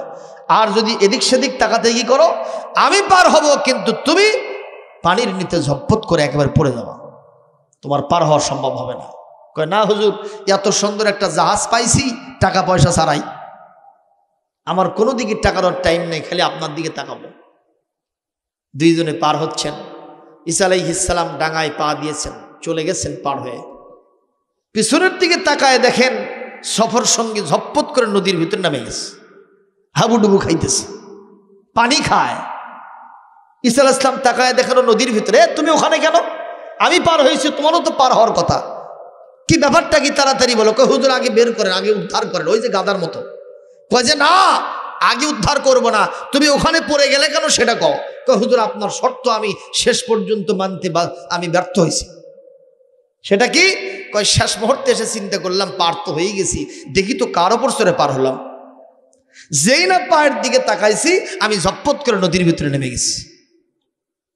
ঈসা আলাইহিস সালাম বললেন, আমি তোমাকে এখান থেকে উদ্ধার করবো ইনশাআল্লাহ, তবে তোমাকে একটা ওয়াজ শোনায় দেই, তুমি মানুষের কাছে এটা শোনাবা। সেটা হলো এই পৃথিবীতে কোন নবীর উম্মত সেই নবীর দেখানো পথ এবং মত, তার দেখানো ইরশাদ নামা ব্যক্তি, পরিবার, সমাজ এবং রাষ্ট্রের সব জায়গায় যদি মেনে না চলে, এই উম্মত কাল কিয়ামতে পুলসিরাত পার হতে পারবে না। এই উম্মতের শান্তি মুক্তি নিরাপত্তা হবে না। যেমন তুমি আমাকে শেষ পর্যন্ত ফুললি পুরাটা আমাকে মানতে তুমি ব্যর্থ হয়েছো, নিজের মতে একটু নিচের দিকে তোমার চোখটা দিয়েছো, এই কারণে যেমন তুমি নদীর ভিতরে নিমজ্জিত হয়েছো, এই রকম পৃথিবীতে যে উম্মত তার নবীর নির্দেশনামা পুরাটা জীবন মেনে চলতে না পারবে, ওই উম্মত দুনিয়া আখিরাতে ধ্বংস হবে। জোরেগণ ঠিক কিনা? ও মুসলমান একটু জবাব দেন, এই কোরআনের বিধান কি শুধু মসজিদেই মানা লাগবে, খানকা মক্তব মারকাজে মানা লাগবে? এটা দিয়ে কখনো রাষ্ট্র চালানোর দরকার আছে না নাই? আমার নবী চালাইছেন না চালান নাই? জোরে কোন? আমাদের ভাবখানা দেখে মনে হয় মসজিদের ওই জায়গাটুকুই শুধুমাত্র আল্লাহর জন্যে, আর বাহিরে যা আছে সবগুলো আমাদের। নাউজুবিল্লাহ কোন? একটা এলাকায় যাওয়া হলো, এই একটা এলাকায় আমি গেলাম, যাওয়ার পরে জিজ্ঞেস করলাম, ভাই এই জমিটা কার? কয় আমার। এটা কার? কয় এটা আমার বাবা। এইটা কার? বলে এটা আমার ভাইয়ের। এটা কার? চাচার। এটা কার? চাচাতো ভাইয়ের। ভাই এই এলাকায় কি আল্লাহর কিছু নাই? কয় হুজুর আল্লাহর ছিল না, এই বছরই আমরা একটু 3 শতক আল্লাহকে দিছি। আল্লাহকে এই বছরে কয় শতক দিছে? আমি বললাম ভাই দেখি আল্লাহরটা কোথায়, একটু দেখাও তো। নিয়ে যে মসজিদ ঘরের কাছে যে বলতেছে, হুজুর ছিল না, এইবারই এই 3 শতক আল্লাহকে দিছি, ছাপরা দিয়ে মসজিদ বানাইছি। আপনারা বলেন আসলে কি আল্লাহর ওই 3 শতক? এই কথা করছেন না কেন আপনারা? বাংলাদেশের মানুষের কিন্তু রেওয়াজটা এরকমই হয়ে গেছে, ঠিক না? ঠিক কোন? তাদের চিন্তা শুধু মসজিদ আর মাদ্রাসা আল্লাহর জন্যে, ওই আদালত আল্লাহর নয়, ওই সংসদ আল্লাহর নয়, ব্যবসা আল্লাহর নয়, চাকরি আল্লাহর নয়, কৃষিকাজ আল্লাহর নয়। এরা এইরকম চিন্তা করে, যার কারণে এক জায়গায় আল্লাহকে মানে, অসংখ্য জায়গায় আল্লাহকে, রসুলকে বাদ দেয়। কথা কয় না? কথাটা কি আমি সঠিক বলছি না ব্যাঠিক বলেছি? আমাদের দেশে কি কোরআন সুন্নাহর বিধান দিয়া বিচার সালিশ হয়? তাহলে এটা কি কোরআনে আছে না নাই? চোরের বিচার কেমনে হবে সেটা কোরআনে নাই? জেনার বিচার কেমনে হবে সেটা কোরআনে নাই? হত্যার বিচার কেমনে হবে সেটা কি কোরআনে নাই? এগুলো মেনে চলতে হবে, কারণ আল্লাহ নিজে বলেন সূরা বাকারা 208 নম্বর আয়াত, ইয়া আইয়ুহাল্লাযীনা আমানু দুখুলু ফিস-সিলমি কাফা ওয়ালা তাত্তাবিউ খুতুওয়াতিশ শাইতান ইন্নাহু লাকুম আদুউম মুবিন। একটু জোরে করে আল্লাহু আকবার। আল্লাহ পাক বলেন, ইমানদারেরা ইসলামের মধ্যে পুরাপুরি ঢোকো, একটু ঢুকবা আর একটু বাইরে থাকবা তা হবে না, 2/3 ঢুকলেও হবে না, ফুললি ঢুকতে হবে। নির্দেশকার আল্লাহ যেন আমাদেরকে তৌফিক দান করে, বলি আমিন। ও মুসলমান, ঈসা আলাইহিস সালাম তার সফর সঙ্গীকে ওখান থেকে হাত ধরে টেনে তুললেন। আলহামদুলিল্লাহ তুলে তুলে জিজ্ঞেস করলেন, এই তুমি কেমন আছো? এখন খুব ভালো, আলহামদুলিল্লাহ। এইবার একটু বুকে হাত দিয়ে বলো তো, এই যে নদী পথ পার হইলাম, এখানে তুমি কি দেখলাম? কয়, যা দেখলাম তাতে আপনার ক্ষমতা অনেক বেশি। আসলে ক্ষমতাটা কার? একটু জোরে কন। আন্নাল কুওয়াতা লিল্লাহি জামিআ। সূরা আল বাকারা 165 নম্বর আয়াত আল্লাহ পাক বলেন, সকল ক্ষমতার উৎস কেবলমাত্র শুধুমাত্র একমাত্র যিনি, তিনি কে? সূরা বাকারা 165 নম্বর আয়াত। আয়াত ছাড়া, দলিল ছাড়া কোনো কথা আমি বলবো না ইনশাআল্লাহ। আপনাদের অসুবিধা হচ্ছে? ঈসা আলাইহিস সালাম বললেন, দেখো তো, ক্ষমতা তো আমার না, ক্ষমতা হলো আল্লাহ। সে আল্লাহ পাক কোনো জলযান ছাড়া জায়নামাজি করে আমাকে আর তোমাকে পার করে দিলেন। তাহলে বলো তো আল্লাহর ক্ষমতাটা কেমন? খুব ক্ষমতা। তো একটু বুকে হাত দিয়ে বলো তো, আমার রুটিটা কোথায়? ওই আল্লাহর শপথ দিয়ে বলো, রুটিটা কোথায়? কয়, হুজুর এইটা জানার জন্য কি আমাকে নদী পার করছেন? যদি আগে জানতাম এই নদী পার আমি হতাম না। ভাই, রুটি কয়টা? একটা রুটির জন্য এতক্ষণ ধরে মিথ্যা কথা বলা লাগবে? আশ্চর্য ঘটনা। ঈসা আলাইহিস সালাম বলেন, বোঝা গেল এর রিমান্ডের মেয়াদ আরো বাড়াতে হবে। কতক্ষণ ঠিক দেবে? ঠিক। আবার চলতেছেন দুইজন, যাইতে যাইতে যাইতে যাইতে বালুকাময় প্রান্তর পার হইলেন। কিছুদিন পর যাওয়ার পর একটা জঙ্গল, যেরকম কি দেখলেন অনেকগুলো বন্য প্রাণী ঘুরে ফিরে বেড়ায়, লাফালাফি ঝাপাঝাপি করে। জিজ্ঞেস করেন, দেখো তো এগুলো কি? এগুলো সব হরিণ। কি এগুলো? হরিণ। একটা হরিণ ধরো তো। ধরে নিয়ে আসা হলো। হরিণটা জবাই দাও, জবাই দেওয়া হলো। হরিণের গোশত পাক করো, হুজুরের গোশত পাক করা হলো। দুইজনে মিলে মজা করে হরিণের গোশত খেয়ে ফেললেন। খাওয়ার পরে, গোশত খাওয়ার পরে যা বাঁচে সেটা কি? হাড়, হাড্ডি, বন, আজম, এগুলো পড়ে আছে। বলে, সবগুলো এক জায়গায় করো। দেখো তো এগুলো কি? বলে, এগুলো তো আমি আস্ত দেখতে পাচ্ছি, সবগুলো হাড়। 3 বার দেখো, ভালো করে দেখো, বারবার দেখো। দেখে বলছে, এগুলো সব হাড়। আচ্ছা, যদি এটা হাড় হয়ে থাকে তুমি এবার তাকাও। হযরত ঈসা আলাইহিস সালামকে আল্লাহ রাব্বুল আলামিন একটা মুজিজা দিয়েছিলেন, ইউহাইল মাউতা বিইذনিল্লাহ। আল্লাহর অনুমতিতে তিনি মৃতকে জিন্দা করতে পারতেন। জোরে বলবেন না? এগুলো নবীদের মুজিজা, মুজিজা। সুবহানাল্লাহ কোন? উনি বললেন, ইয়া আইয়ুহাজ যাবিয়্যু কুম বিইذনিল্লাহ।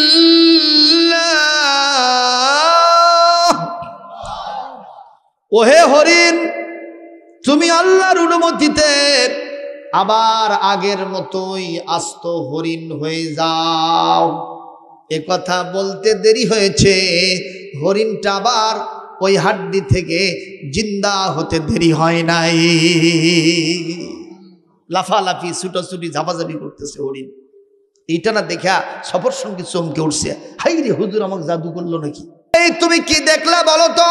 তাই হুজুর, যা দেখলাম তাতে আগের চাইতে আপনার পাওয়ার আরো বেড়ে গেছে।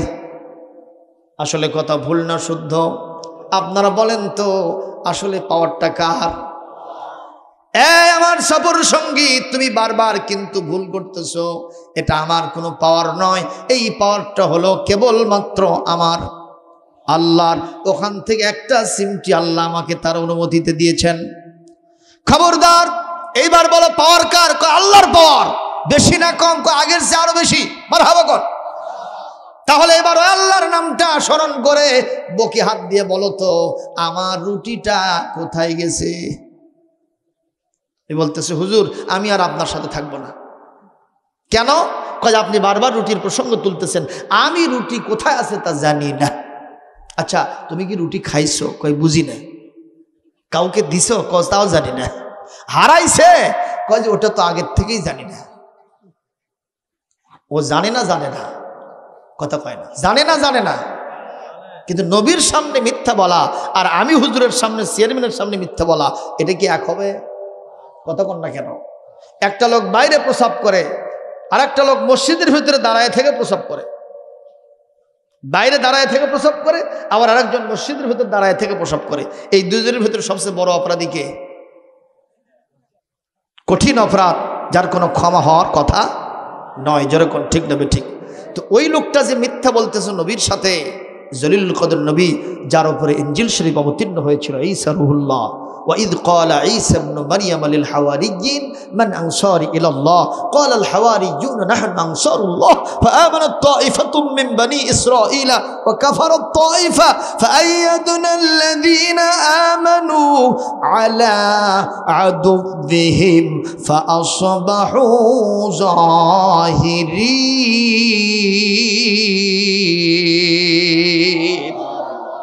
সূরা সফের সর্বশেষ আয়াত। ভাইরা আমার, সেই ঈসা আলাইহিস সালাম এইবার বললেন, খবরদার তুমি আমার থেকে সরে যাবে না। যে কোনো জিনিস একবার দুইবার, কয়বার? তিনবার হয়।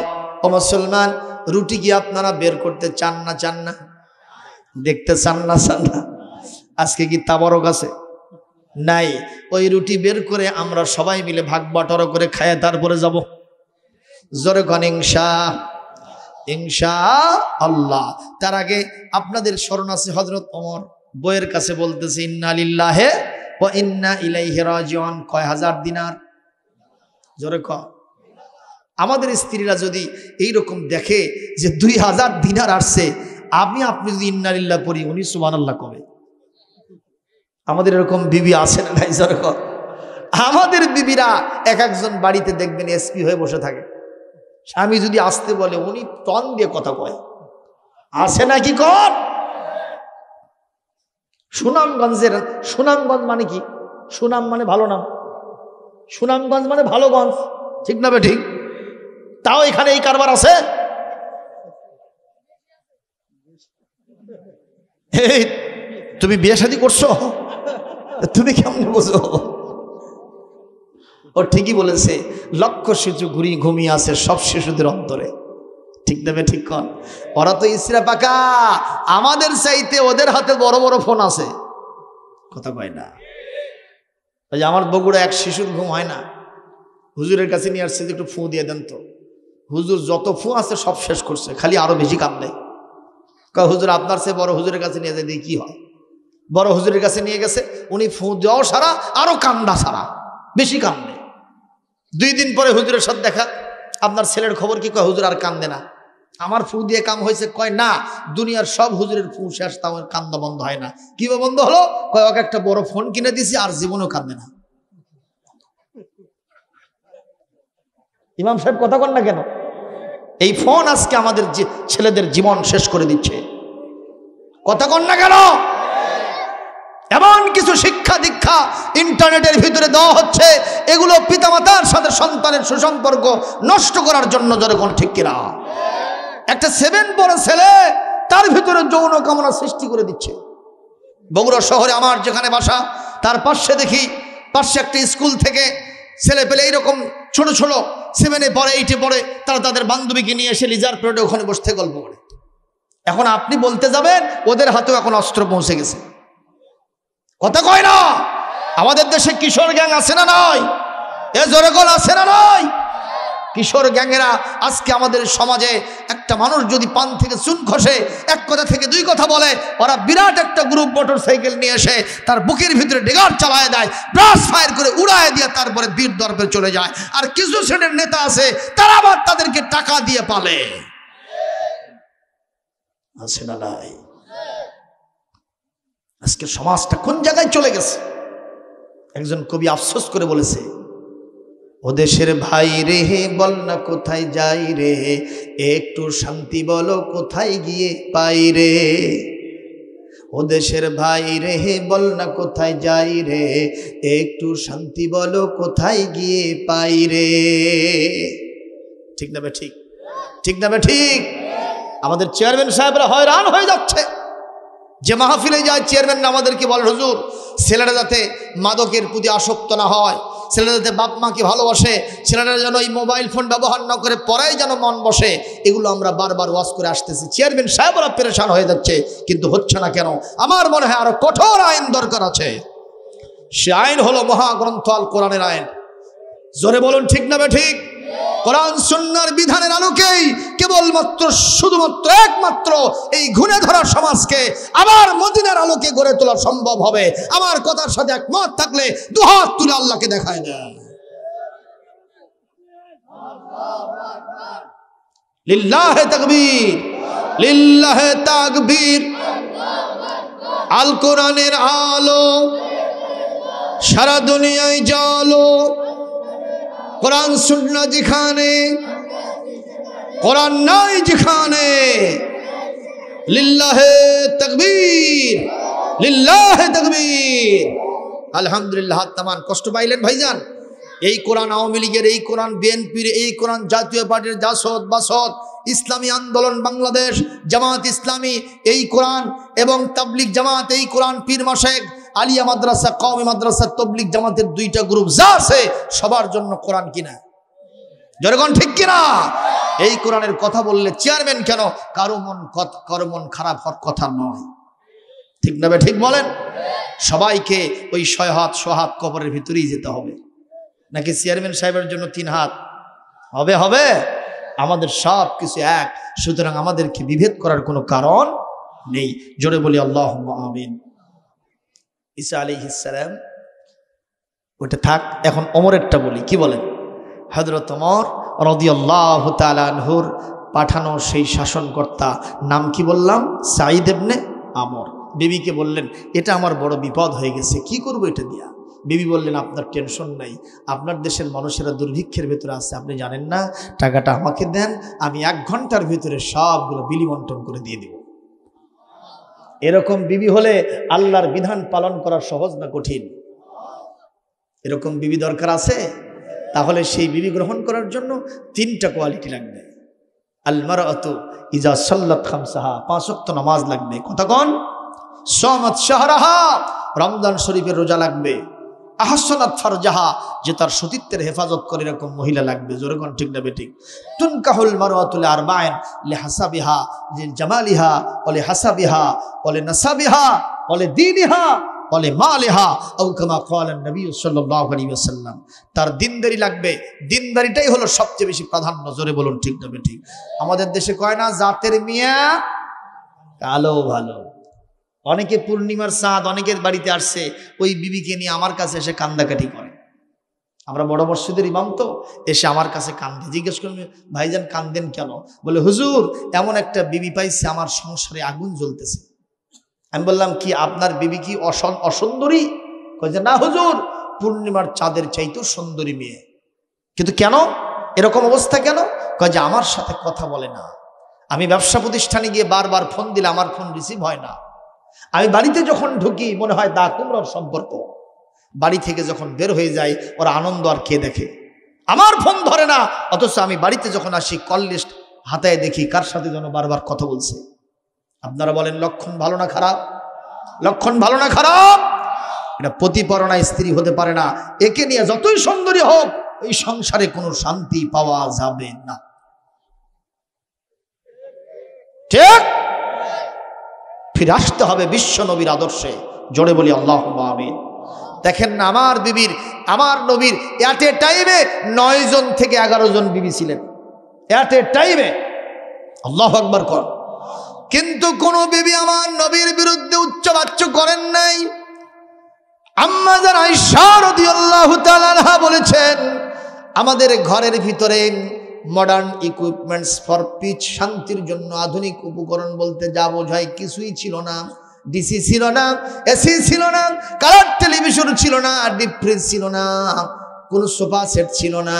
কিন্তু নবীর সাথে মহব্বত আর ভালোবাসা দিয়া আমাদের ঘরটা ভরা ছিল।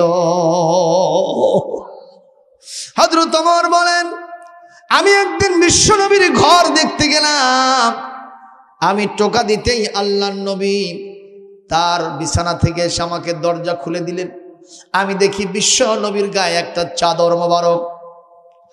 আমি আল্লাহর নবীর ঘরের ভিতরে ঢোকার পরে চতুর্দিকে তাকায় দেখতেছি কোনো দৌলত নাই, আধুনিক কোনো উপকরণ ঘরের ভিতরে নাই, খাট নাই, পালঙ্ক নাই, ডিসিএসি কিচ্ছু নাই। পানি শূন্য একটা সুরাহি উপর হয়ে পড়ে আছে, লাঠি মোবারক এক জায়গায় পড়ে আছে, খড়ম মোবারক আর এক জায়গায় পড়ে আছে। আর আল্লাহর নবী একটা বিছানার উপরে শুয়ে আছেন খাটের উপরে। সেই খাটটা হলো মক্কা মদিনার ওই সময়ের খেজুরের পাতা দিয়ে বোনানো সেই খাট, এই দড়ি দিয়ে বোনানো।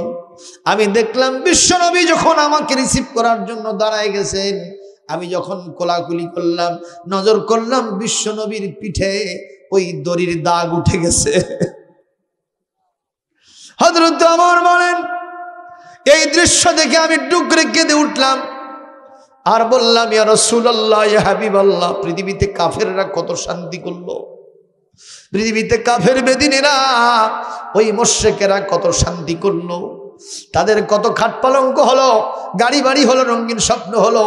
আর যে নবীর কদম চুমতে পারলে তামাম পৃথিবী ধন্য হয়, যিনি হা বললে হালাল হয়, না বললে হারাম হয়, যেই নবী আঙ্গুল উঁচু করলে আকাশের চাঁদ দ্বিখণ্ডিত হয়, যেই নবী আকাশের দিকে তাকালে কিবলা পরিবর্তনের আয়াত নাজিল হয়, যেই নবী পা বাড়ালে আস্ত আরশে আজিমে গিয়ে আল্লাহর সাথে দেখা করে আসেন, যেই নবী হাত উঁচু করে দোয়া করার জন্য হাত উঁচু করতে দেরি হয়, যেই নবীর দোয়া কবুল হতে দেরি হয় না, যেই নবীর দোয়ার কারণে উহুদ পাহাড়টা পর্যন্ত সোনায় পরিণত হয়ে যেতে পারে, সেই নবীর ঘর এত জীর্ণ শীর্ণ, যেই নবীর একটা খাটও নাই, পালঙ্ক নাই, তোষক নাই।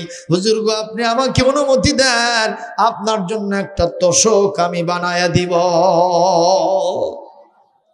হুজুর বললেন, ওমর, পৃথিবীতে আমি শান্তি করতে আসি নাই, পৃথিবীতে কাফের বেদিনরা শান্তি করবে, আনন্দ করবে, ফুর্তি করবে, কিন্তু আমি নবী এই পৃথিবীতে নিজে শান্তি করার জন্য আসি নাই, আমি পৃথিবীর অশান্ত মানুষগুলোকে শান্তি দেওয়ার জন্য এসেছি।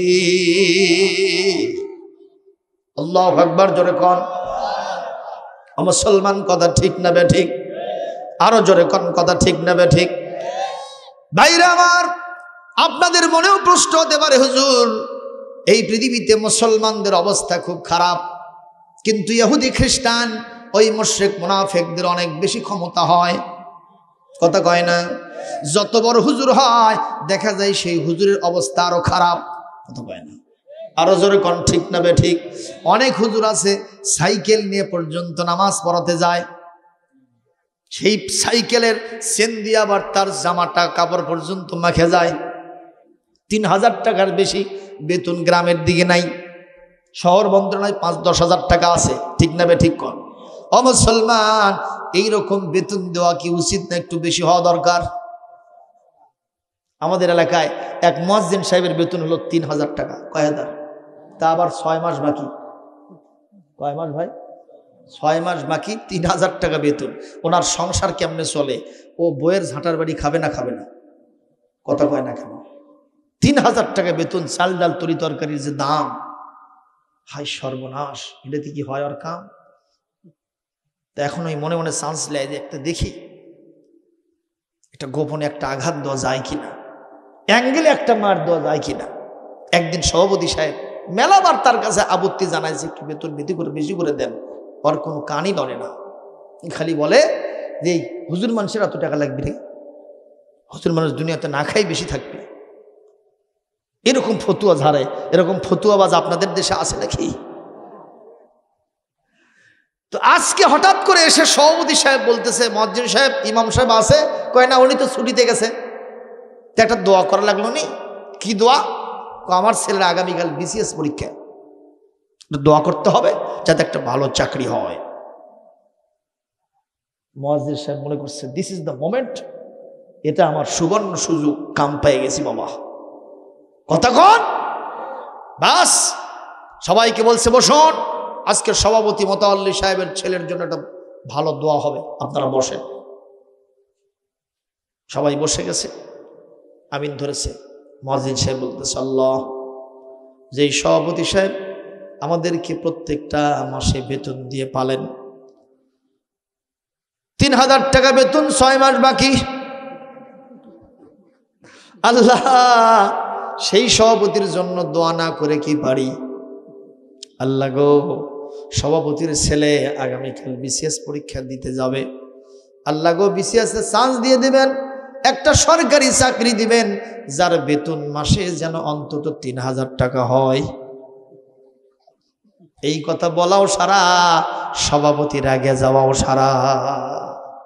সভাপতি কয়, এ তোর মুয়াজ্জিন আজই খাবো। কেন? কিন্তু 3000 টাকা বেতন দিয়ে আমার ছেলের হবে? কোন আক্কেলে দোয়া তুই করলু? সভাপতি মহোদয়, 3000 টাকা দিয়ে আপনার বেটার হয় না, তা আমার কেমনে হয়? কথা কন না কেন আপনারা? আমি আপনাদের মুতাওয়াল্লি যারা আছেন, মসজিদের ইমাম মুয়াজ্জিন আছেন, মুতাওয়াল্লি সাহেবদেরকে বলবো, সবচাইতে বেতন মসজিদের মুয়াজ্জিন আর ইমামের হওয়া দরকার। আপনারা চান না বোধ হয়? আস্তে করেন, জোরে না, জোরে বলেন কথা ঠিক কিনা? আরো জোরে বলেন কথা ঠিক কিনা? আপনারা আমাকে জবাব দেন, ইমাম সাহেবের বেতন, মুয়াজ্জিন সাহেবের বেতন যদি 50,000 টাকা মাসে হতো, তাহলে লোকেরা মুয়াজ্জিন হওয়ার জন্য হুমরি খায় পড়তো কিনা? চেয়ারম্যানের বেটা, মেম্বারের বেটা, জোরদারের বেটা, ওরাই প্রথমে মুয়াজ্জিন হওয়ার জন্য পারাপারি লাগতো। কথা কোন ঠিক না ঠিক? ও মুসলমান, অবশ্যই মন খারাপ করবেন না ইমাম মুয়াজ্জিনেরা। এমন একটা দিন আসবে, ইমাম মাহদী আলাইহিস সালাম আসতেছে, ইসলামের জন্য কাজ চলতেছে এখন পর্যন্ত, সফলতা যদি না আসে, ইমাম মাহদী আলাইহিস সালাম যখন আসবেন, তার নেতৃত্বে গোটা পৃথিবীতে আবার ইসলাম কায়েম হবে। কোন কাফের মুশরিক মুনাফিকের বাচ্চা ক্ষমতার স্বপ্নও দেখতে পারবে না। সেই দিন ইমাম মুয়াজ্জিনদের প্রাধান্য সব চাইতে বেশি হবে। এরকম একটা দিন আসুক, তা চান কিনা? চান কিনা? শুধু চাইলে হবে না, আল্লাহর কাছে হাত দেখাতে হবে, তাহলে আল্লাহ দিয়ে দিবেন। হাত দেখান, লিল্লাহে তাকবীর, লিল্লাহে তাকবীর। হাত নামান, আল্লাহ কবুল করুন, জোরে বলি আমিন। ও মুসলমান, আপনারা এই মুহূর্তে মনে আছে কিনা, ওই যে কয় হাজার দিনার, 2000 দিনার বিলি বন্টন করা শেষ হয়ে গেছে। ইতিমধ্যে হযরত ওমর রাদিয়াল্লাহু তাআলা আনহু তিনি সিদ্ধান্ত নিয়েছেন, আমি একটু হেমসনগর সফর করতে যাব। উনি হেমসনগর সফর করতে আসলেন, নিজের শেকল সুরুতটা একটু পাল্টায় নিয়েছেন, কেউ তারা চিনতে পারে না। গেটে আসার পরে দেখলেন অসংখ্য মানুষ। তিনি যাদের সামনে দাঁড়ায় বললেন, তোমরা কে এই এলাকার লোক? বলে হ্যাঁ। বলো তো তোমাদের এখানে যিনি নেতা আছেন তার নাম কি? কয় সাইদ ইবনে আমর। তোমাদের নেতা কেমন চালায়?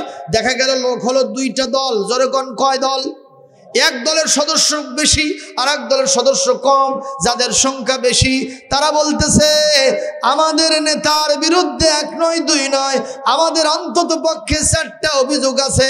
এই অভিযোগের কারণেই তো আমাদের দেশে দুর্ভিক্ষ হয়, মানুষের টাকা নাই, পয়সা নাই, খাবার নাই, সবাই হাহাজারি করে, এই জন্য দেশের মানুষের অভাব অভিযোগ হয়। এই 4টা অভিযোগ আমাদের আছে। বলে একটু বলা যাবে কি? বলে আপনার কাছে বলবো না, ওমরকে যদি কোনোদিন পাই, ওমরের কাছে সেইটা বলবো। অথচ বলতেছে কার কাছে? যেখানেই গিয়ে বাঘের ভয়, সেখানেই যেন রাত হয়। মারহাবা কর। কারণ ওমরকে পরিচয় করে দেওয়ার জন্য আগে থেকে তো কোনো লোক নাই। বৃক্ষ তোমার নাম কি? ফলেই পরিচয়। সুবহানাল্লাহ। ওমরের শাসন এবং তার আমল আখলাক, তার আখলাকে হাসানা দেখেই মানুষ বুঝতে পারে ইনি হযরত ওমর ইবনুল খাত্তাব। জোরে কোন সুবহানাল্লাহ। অল্প সংখ্যক যারা, তাদেরকে বললেন তোমাদের নেতার খবর কি কত? কয় যে আমাদের নেতা যে সুন্দর করে চালান, আমাদের কলিজা ঠান্ডা। সুবহানাল্লাহ বলবেন না? হযরত ওমর বললেন, মেজরিটিজ মাস্ট বি গ্রান্টেড, লিল আকসারি হুকমুল কুল। বেশি সংখ্যক যেদিকে মতামত হবে, সিদ্ধান্ত হবে সেদিকে। যেহেতু তোমরা বলেছো 4টা অভিযোগ, ওই অল্প সংখ্যক লোকের কথায় আমি তারে ছাড়বো না। বলো 4টা অভিযোগ কি তোমাদের? বলে আপনাকে বলে লাভটা কি হবে? ওমরকে পাইলে বলবো। বলে দেখো, আমি আর কেউ না, আমি হলাম ওমর ইবনুল খাত্তাব। জোরে কোন মারহাবা। এমন যদি হতো আমার সমাজের খলিফা হতো ওমরের মতো, হতো আবু বকরের মতো। প্রজার দুঃখে তাদের চোখে আসতো না রে ঘুম, সমাজের ভিতর পড়ে যেত শান্তি সুখের ধুম। ধনী গরিব ভুখা নাঙা নাহি পাওয়া যেত, যদি আমার খলিফা হতো ওমরের মতো। জনগণের খোঁজ খবর দিত রাত দুপুরে, ঘুরে ঘুরে দেখতো কি কেউ আছে অনাহারে। আমার সমাজের মা বোনেরা লাঞ্ছিতা হতো না, আমার সমাজের কৃষক শ্রমিক বঞ্চিত হতো না। ধনী গরিব ভালোবাসার জীবন ফিরে পেত, যদি আমার খলিফা হতো ওমরের মতো।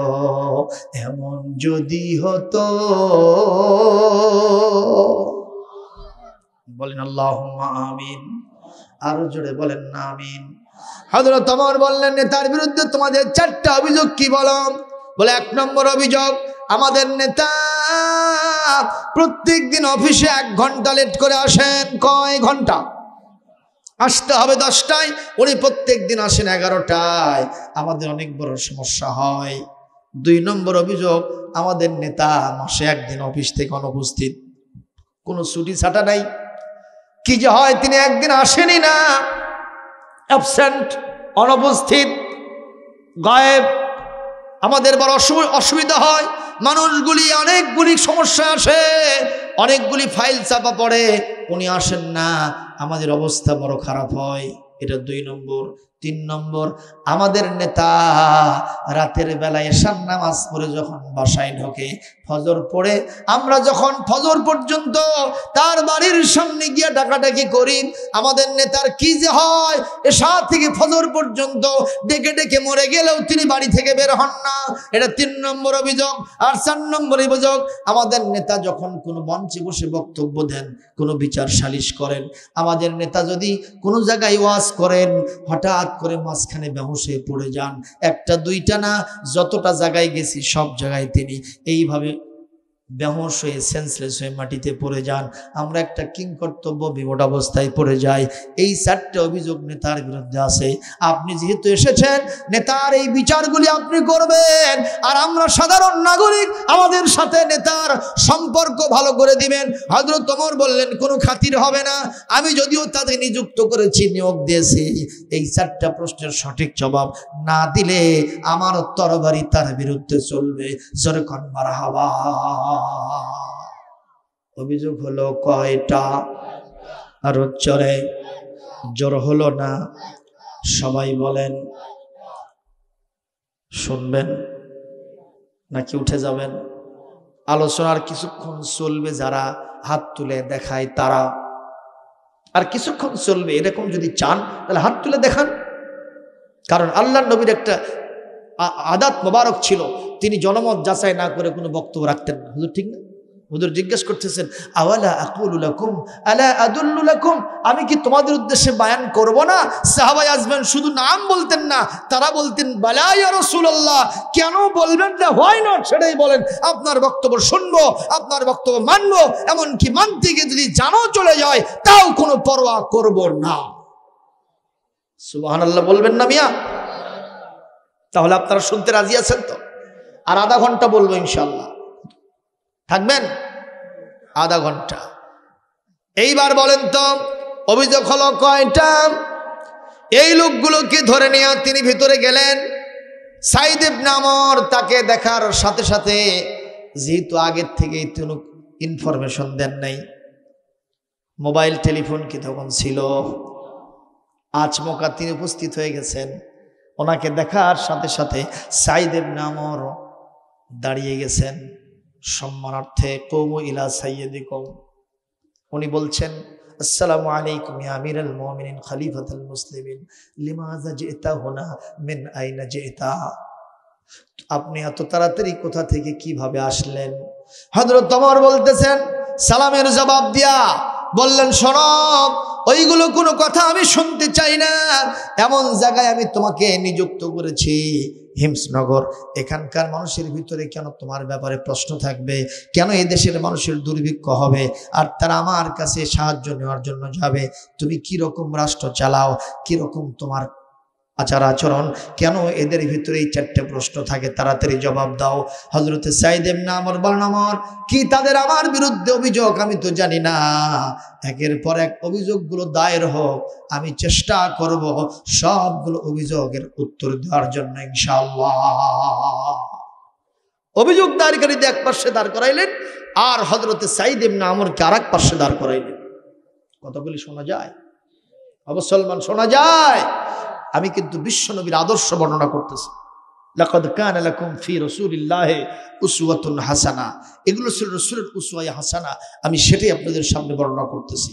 আল্লাহর নবীর আদর্শ আমরা যদি মানতে পারি, এই ঘুণে ধরা সমাজ আবার নতুন করে বিল্ড আপ হতে পারে ইনশাআল্লাহ। বলেন বাইরে আমার হযরত ওমর বললেন, এই অভিযোগ দায়ের কেন বলো তো, তোমাদের এক নম্বর অভিযোগ কি? ওরা বলতেছেন, হুজুর আমাদের এক নম্বর অভিযোগ হলো আমাদের নেতা আসতে হবে সকাল 10টায়, আসে কয়টায়? 1 ঘন্টা লেট কেন করেন? অ্যারাইভার ডিপারচার যে একটা টাইম আছে সেটা সে মেনটেন করেন না। এর কারণে আমাদের নানাবিধ সমস্যা হয়। মেহেরবানি করে আপনি তার থেকে জবাবটা নেন। হযরত ওমরের সামনে সাঈদ ইবনে আমর বলছেন, আমিরুল মুমিনিন খলিফাতুল মুসলিমিন, আমি আপনাকে জবাব দেওয়ার জন্য অনুরোধ করি, একটু সময় কি দিবেন? বলে হ্যাঁ দিয়ে দিলাম। তুমি তাড়াতাড়ি জবাব দাও।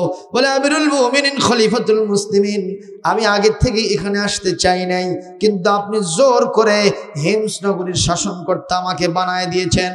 আমিরুল মুমিনিন খলিফাতুল মুসলিমিন, আমি যখন মদিনা থেকে এখানে আসছি, আসার পর থেকে এ পর্যন্ত আমি সরকারি কোনো ভাতা গ্রহণ করি না।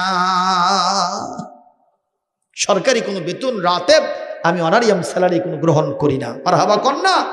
আমিরুল মুমিনিন খলিফাতুল মুসলিমিন, আমার বাড়িতে কোনো চাকর চাকরানি নাই, আমার বাড়িতে কোনো খাদেম খাদেমা নাই, আমার এতগুলো টাকা পয়সা নাই, আমি দিনহীনভাবে আমার জীবন চালাই। আমিরুল মুমিনিন খলিফাতুল মুসলিমিন, আমার বিবি অসুস্থ মানুষ, আমার একপাল সন্তান সন্ততি আছে। প্রত্যেক দিন সকালবেলা উঠে আমি ফজরের সালাত আদায় করে বাসায় এসে কোরআন তেলাওয়াত করি। আমার বিবিরে ঘুম থেকে জাগায়, তারে নামাজ পড়ানোর ব্যবস্থা করে দিয়ে আমার বিবিকে সুন্দর করে পাকসাপ করে পরিপাটি করে আমার বাচ্চা কাচ্চা যারা আছে তাদেরকে পরিপাটি করি। আমার বাড়িতে যেহেতু রান্না বান্না করার কোনো মানুষ নাই, আমি নিজের হাতে তরি তরকারি কেটে নেই এবং রুটি পাক করি। আমি বিভিন্ন খাবার দাবার পাক করে আমার সন্তানদের খাওয়াই, ওদের মাকে আমার স্ত্রীকে খাওয়াই, পুরা পরিবারটাকে পরিপাটি করে সুন্দর করে গোছায় রেখে তারপরে আমি প্রত্যেক দিন অফিসে যাইতে বেশি না মাত্র 1 ঘন্টা আমার লেট হয়। আমিরুল মুমিনিন খলিফাতুল মুসলিমিন, যদি আমার এই কারণটা আপনার কাছে গ্রহণযোগ্য হয় তাহলে আমাকে মাফ করবেন, ক্ষমা করবেন। আর যদি গ্রহণযোগ্য না হয়, আপনি আমাকে যে শাস্তি দিবেন, আমি সাঈদ ইবনে আমর সেই শাস্তি মাথা পেতে নেওয়ার জন্য দাঁড়িয়ে আছি। আল্লাহু আকবার, আল্লাহু আকবার জোরে কর। যে জবাবটা দিয়েছেন কারণটা গ্রহণযোগ্য না গ্রহণযোগ্য?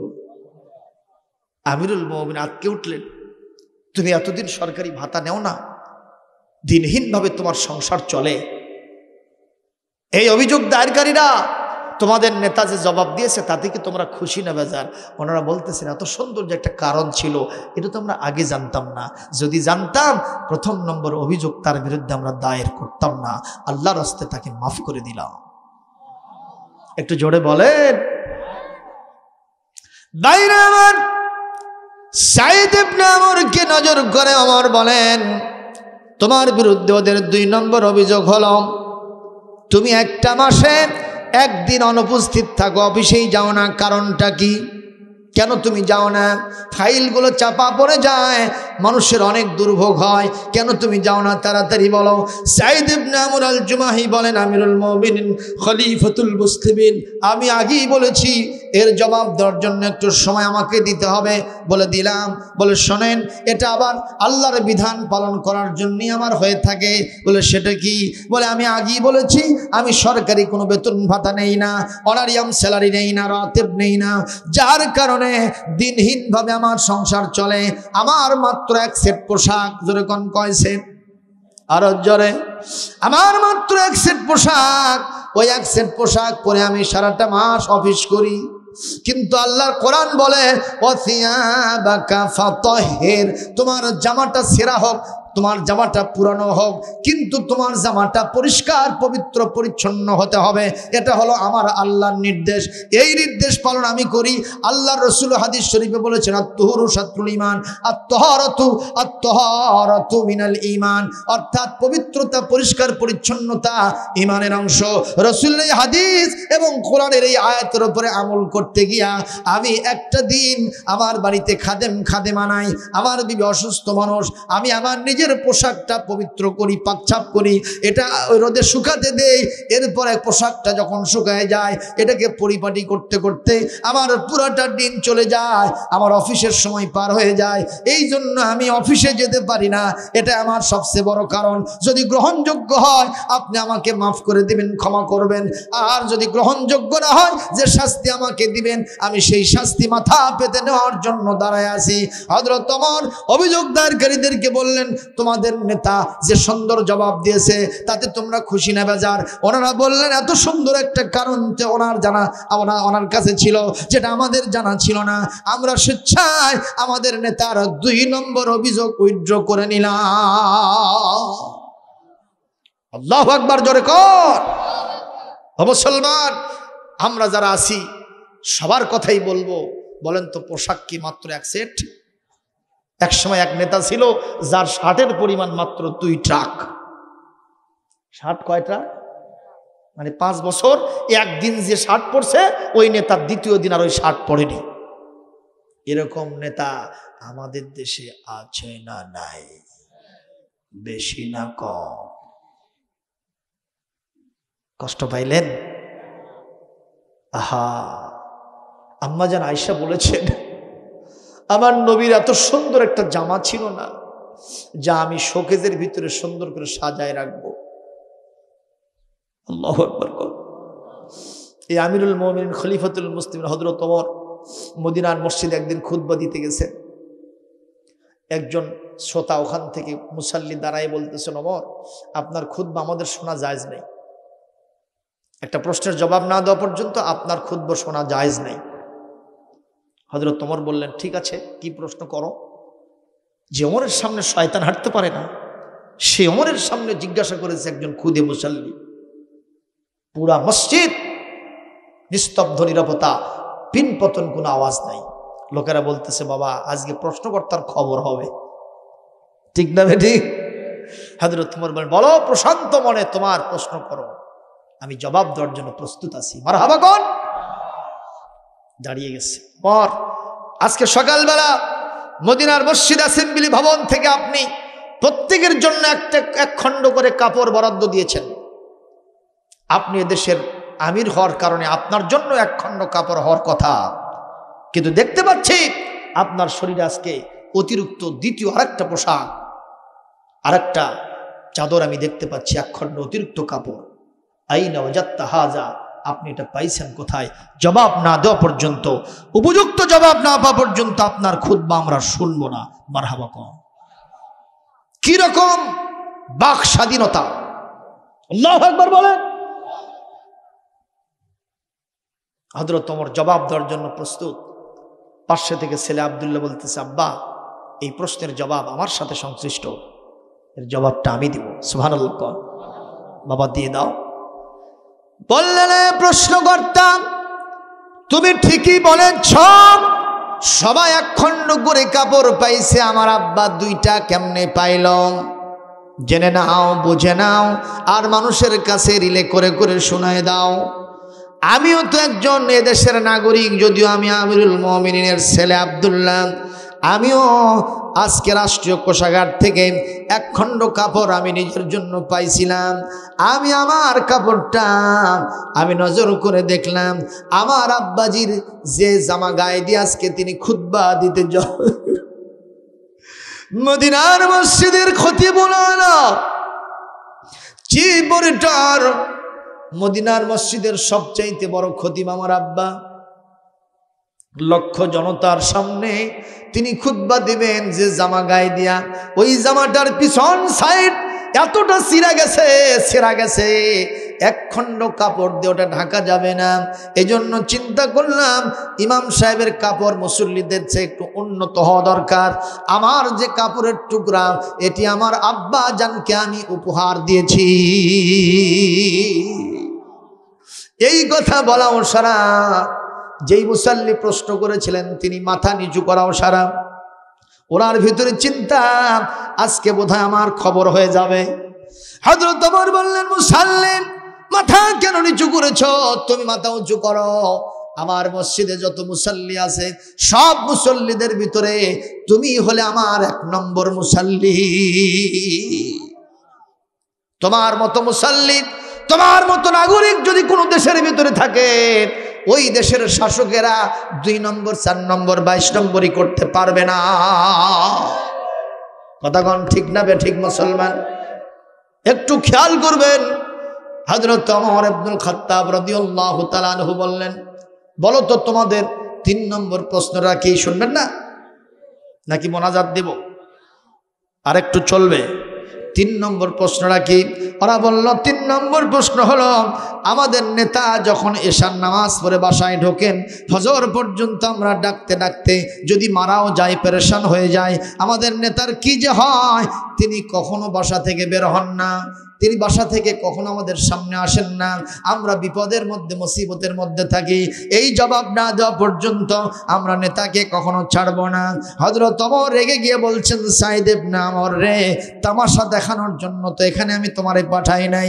জনগণের বিপদ মুসিবত যখন হবে, ইন্নাল কারিমা ইদা দুইয়া ইলা তানাতিন লা আজাবা, নেতাকে যখন বিপদ মুহূর্তে ডাকা হবে, নেতার দায়িত্ব হলো সেই ডাকে সাড়া দেওয়া। জোরে কোন ঠিক কিনা? চেয়ারম্যান যারা হয় তারাই বোঝে, ঠিক না বড় ভাই? রাত 2টার সময় একজন আসে ডাকতে, চেয়ারম্যান সাহেব। চেয়ারম্যান সাহেব বলতেছে, এত রাতে কে ডাকে রে? দরজা খুলে দিয়ে বলতেছে, কি খবর?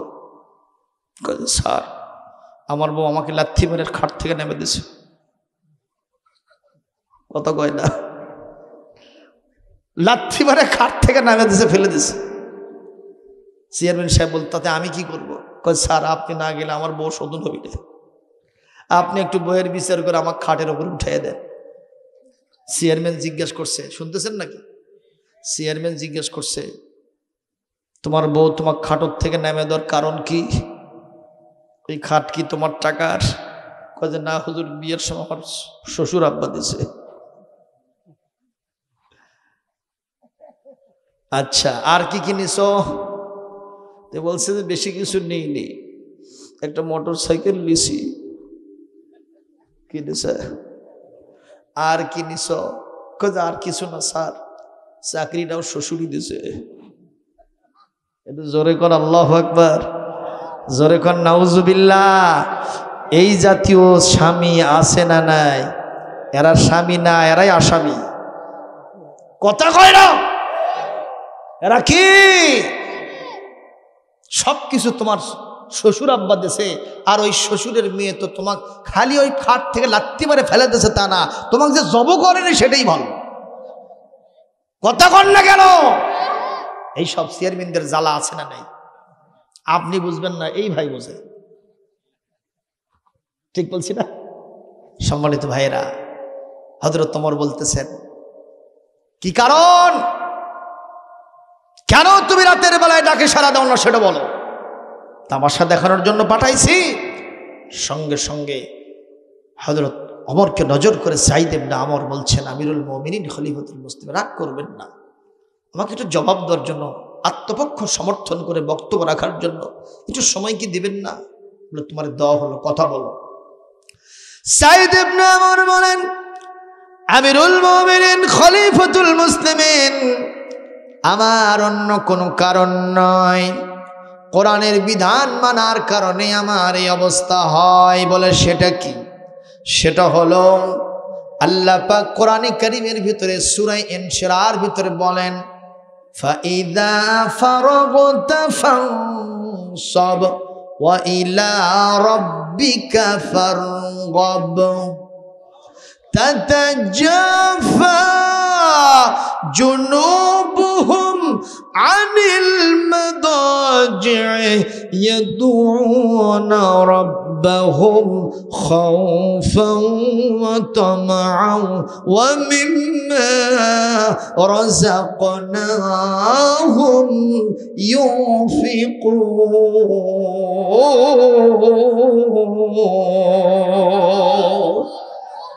একটু জোরে মারেন, আরো জোরে, আরো জোরে। আল্লাহ রাব্বুল আলামিন বলেন, যখন সারা দিনের কাজকর্ম ঝড় ঝামেলা থেকে একটু ফারেক হবে, তখন একান্ত মনে তোমরা তোমাদের রবকে একটু স্মরণ করবা, তার দিকে মনোনিবেশ করবা, তার জন্য কষ্ট করবা।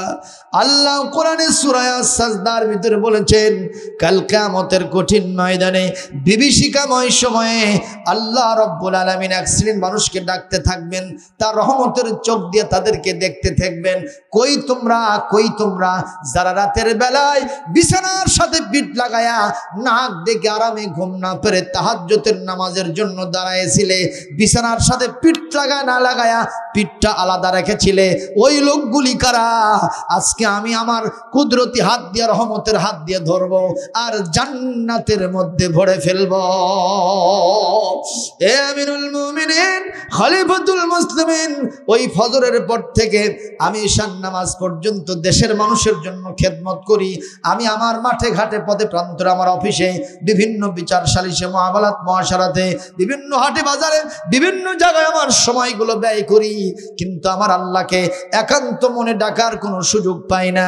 আমি ঈশার নামাজ পড়ে যখন বাসায় ঢুকি, ওই মুহূর্তে বিছানার সাথে পিঠ লাগায়া আমি কখনো নাক ডেকে ঘুম পারি না। আমি ওই সময়টুকু ফজর পর্যন্ত মহান আল্লাহকে দিয়ে থাকি। একটু জোরে বলেন আল্লাহু আকবার। আমিরুল মুমিনিন, খলিফাতুল মুসলিমিন, আমার আল্লাহ বলেন, নামাজে যখন দাঁড়াবা, আকিমিস সালাতা লিযিকরি, নামাজ পড়তে হবে আমি আল্লাহর স্মরণে। জোরে কোন সুবহানাল্লাহ। আল্লাহর স্মরণে যখন নামাজের মধ্যে দাঁড়ায়, আমার বাড়ির চতুষ্পার্শ্বে এসে কে ডাকাডাকি করে আর কে ধাক্কাধাক্কি করে আমি মোটেও টের পাই না। এটাই আমার সবচেয়ে বড় কারণ। যদি গ্রহণযোগ্য হয় আপনি আমাকে ক্ষমা করবেন, মাফ করবেন, আর যদি গ্রহণযোগ্য না হয় যে শাস্তি দেবেন, আমি মাথা পেতে নেওয়ার জন্য আমি দাঁড়িয়ে আছি। আল্লাহু আকবার, জোরে কোন। ও মুসলমান, রাতের বেলায় মহান আল্লাহর জন্য একটু দাঁড়ানোর দরকার আছে না নাই? ওয়া মিনাল লাইলি ফাতাহাজ্জাদ বিহি নাফিলাতাল লাক। রাতের বেলায় যখন আপনি দাঁড়িয়ে নামাজ পড়বেন, এটা আপনার জন্য নফল হবে, আর এই নফল ইবাদত আল্লাহর নিকটবর্তী আপনাকে করে দিবে। জোরে বলবেন না সুবহানাল্লাহ। বুখারীর হাদিস, ইন্নামা ইয়াতাকাররাবু ইলাইয়া আবদি হাদা বিন-নওয়াফিল, আমার বান্দা নফল ইবাদতের মাধ্যমে আমার নৈকট্য হাসিল করে। আর আমরা 5 ওয়াক্তই ঠিক মতো পড়ি না, কথা কয় না। ওযুর তো খবরই নেই। একজনকে জিজ্ঞাসা করা হলো, বলেন তো আপনি তো এত বড় মুসাল্লি হইছেন, ওযুর ফরজ কয়টা? কয় হুজুর মনে করতেছেন যে জানি না। কত ফরজ? 17 ফরজ। ওযুর ফরজ কয়টা? 17টা। পিছন থেকে ওনার স্ত্রী বলতেছে, এই হলো 4টা। কয় লক্ষ্য থাক, 17টা বলছি তাই হয়নি। মানে ওনার চিন্তা 17টা বলছি তাই হয়নি, আরো বেশি হবে। এরকম মুসল্লির সংখ্যা বাংলাদেশে বেশি না কম? আপনারা ওযু করতে গিয়া ওই যে কুলি যেগুলো করেন, খান না ফেলে দেন। আমি দেখলাম একজনকে ওই খালি সমানে চেতাচ্ছে, মানে কুলি এরকম করে গিলে ফেলতেছে। কি পাকা মুসল্লি আপনি চিন্তা করেন। মসজিদের আমাদের দেশে খবর নাই, মসজিদগুলোর অবস্থা। আপনাদের মসজিদ দেখে আমি খুশি হয়ে গেছি, আলহামদুলিল্লাহ। এত সুন্দর মসজিদ দরকার আছে না নয়? এই আধুনিক যুগে মসজিদের জীর্ণ দশা হবে কেন? ঠিক না ঠিক? আমার এলাকায় এক মসজিদ কেবলই তৈরি হয়েছে, এখনো দরজা জানলা হয়নি। একটু চটা দিয়ে রাখছে, চটা বুঝছেন না, বাঁশের চটা দিয়ে রাখছে।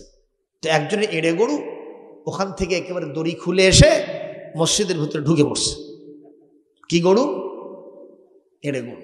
তখন ইমাম আর মুয়াজ্জিন মসজিদ এসে দেখে পুরো মসজিদ একেবারে পায়খানা করে শেষ করছে, লেদেছে শেষ।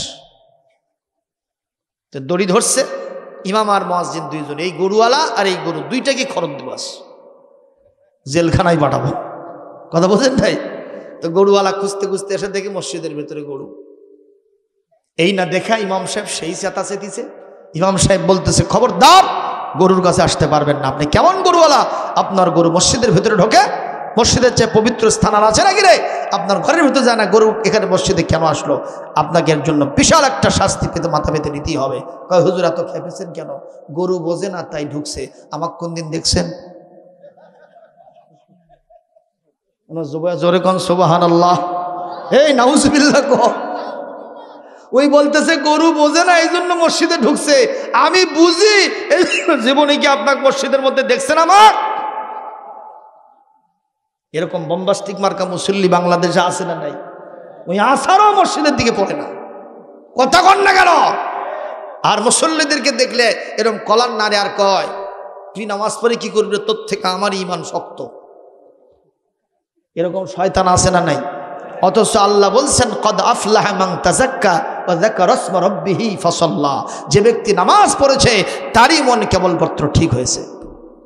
বেনামাজিদের মন ঠিক হবে না। ঘোষণাকার, মন ঠিক করতে হলে কি পড়তে হবে? এ জনগণ কি পড়তে হবে? আজকের মাহফিল আসার পরে যদি এই চেঞ্জ আপনাদের না হয়, বৈপ্লবিক পরিবর্তন, আগামীকাল থেকে ইনশাল্লাহ মন ঠিক করার জন্য 5 ওয়াক্ত নামাজ পড়বো। এই সৎসাহস যাদের আছে একটু হাত তুলে আল্লাহকে দেখা। আমাদের চেয়ারম্যান সবাই হাত তুলেছে, সুবহানাল্লাহ কর। নামাজি চেয়ারম্যান জোরে কর আল্লাহুম্মা আমিন। আল্লাহ কবুল করুন। হাত তাবার।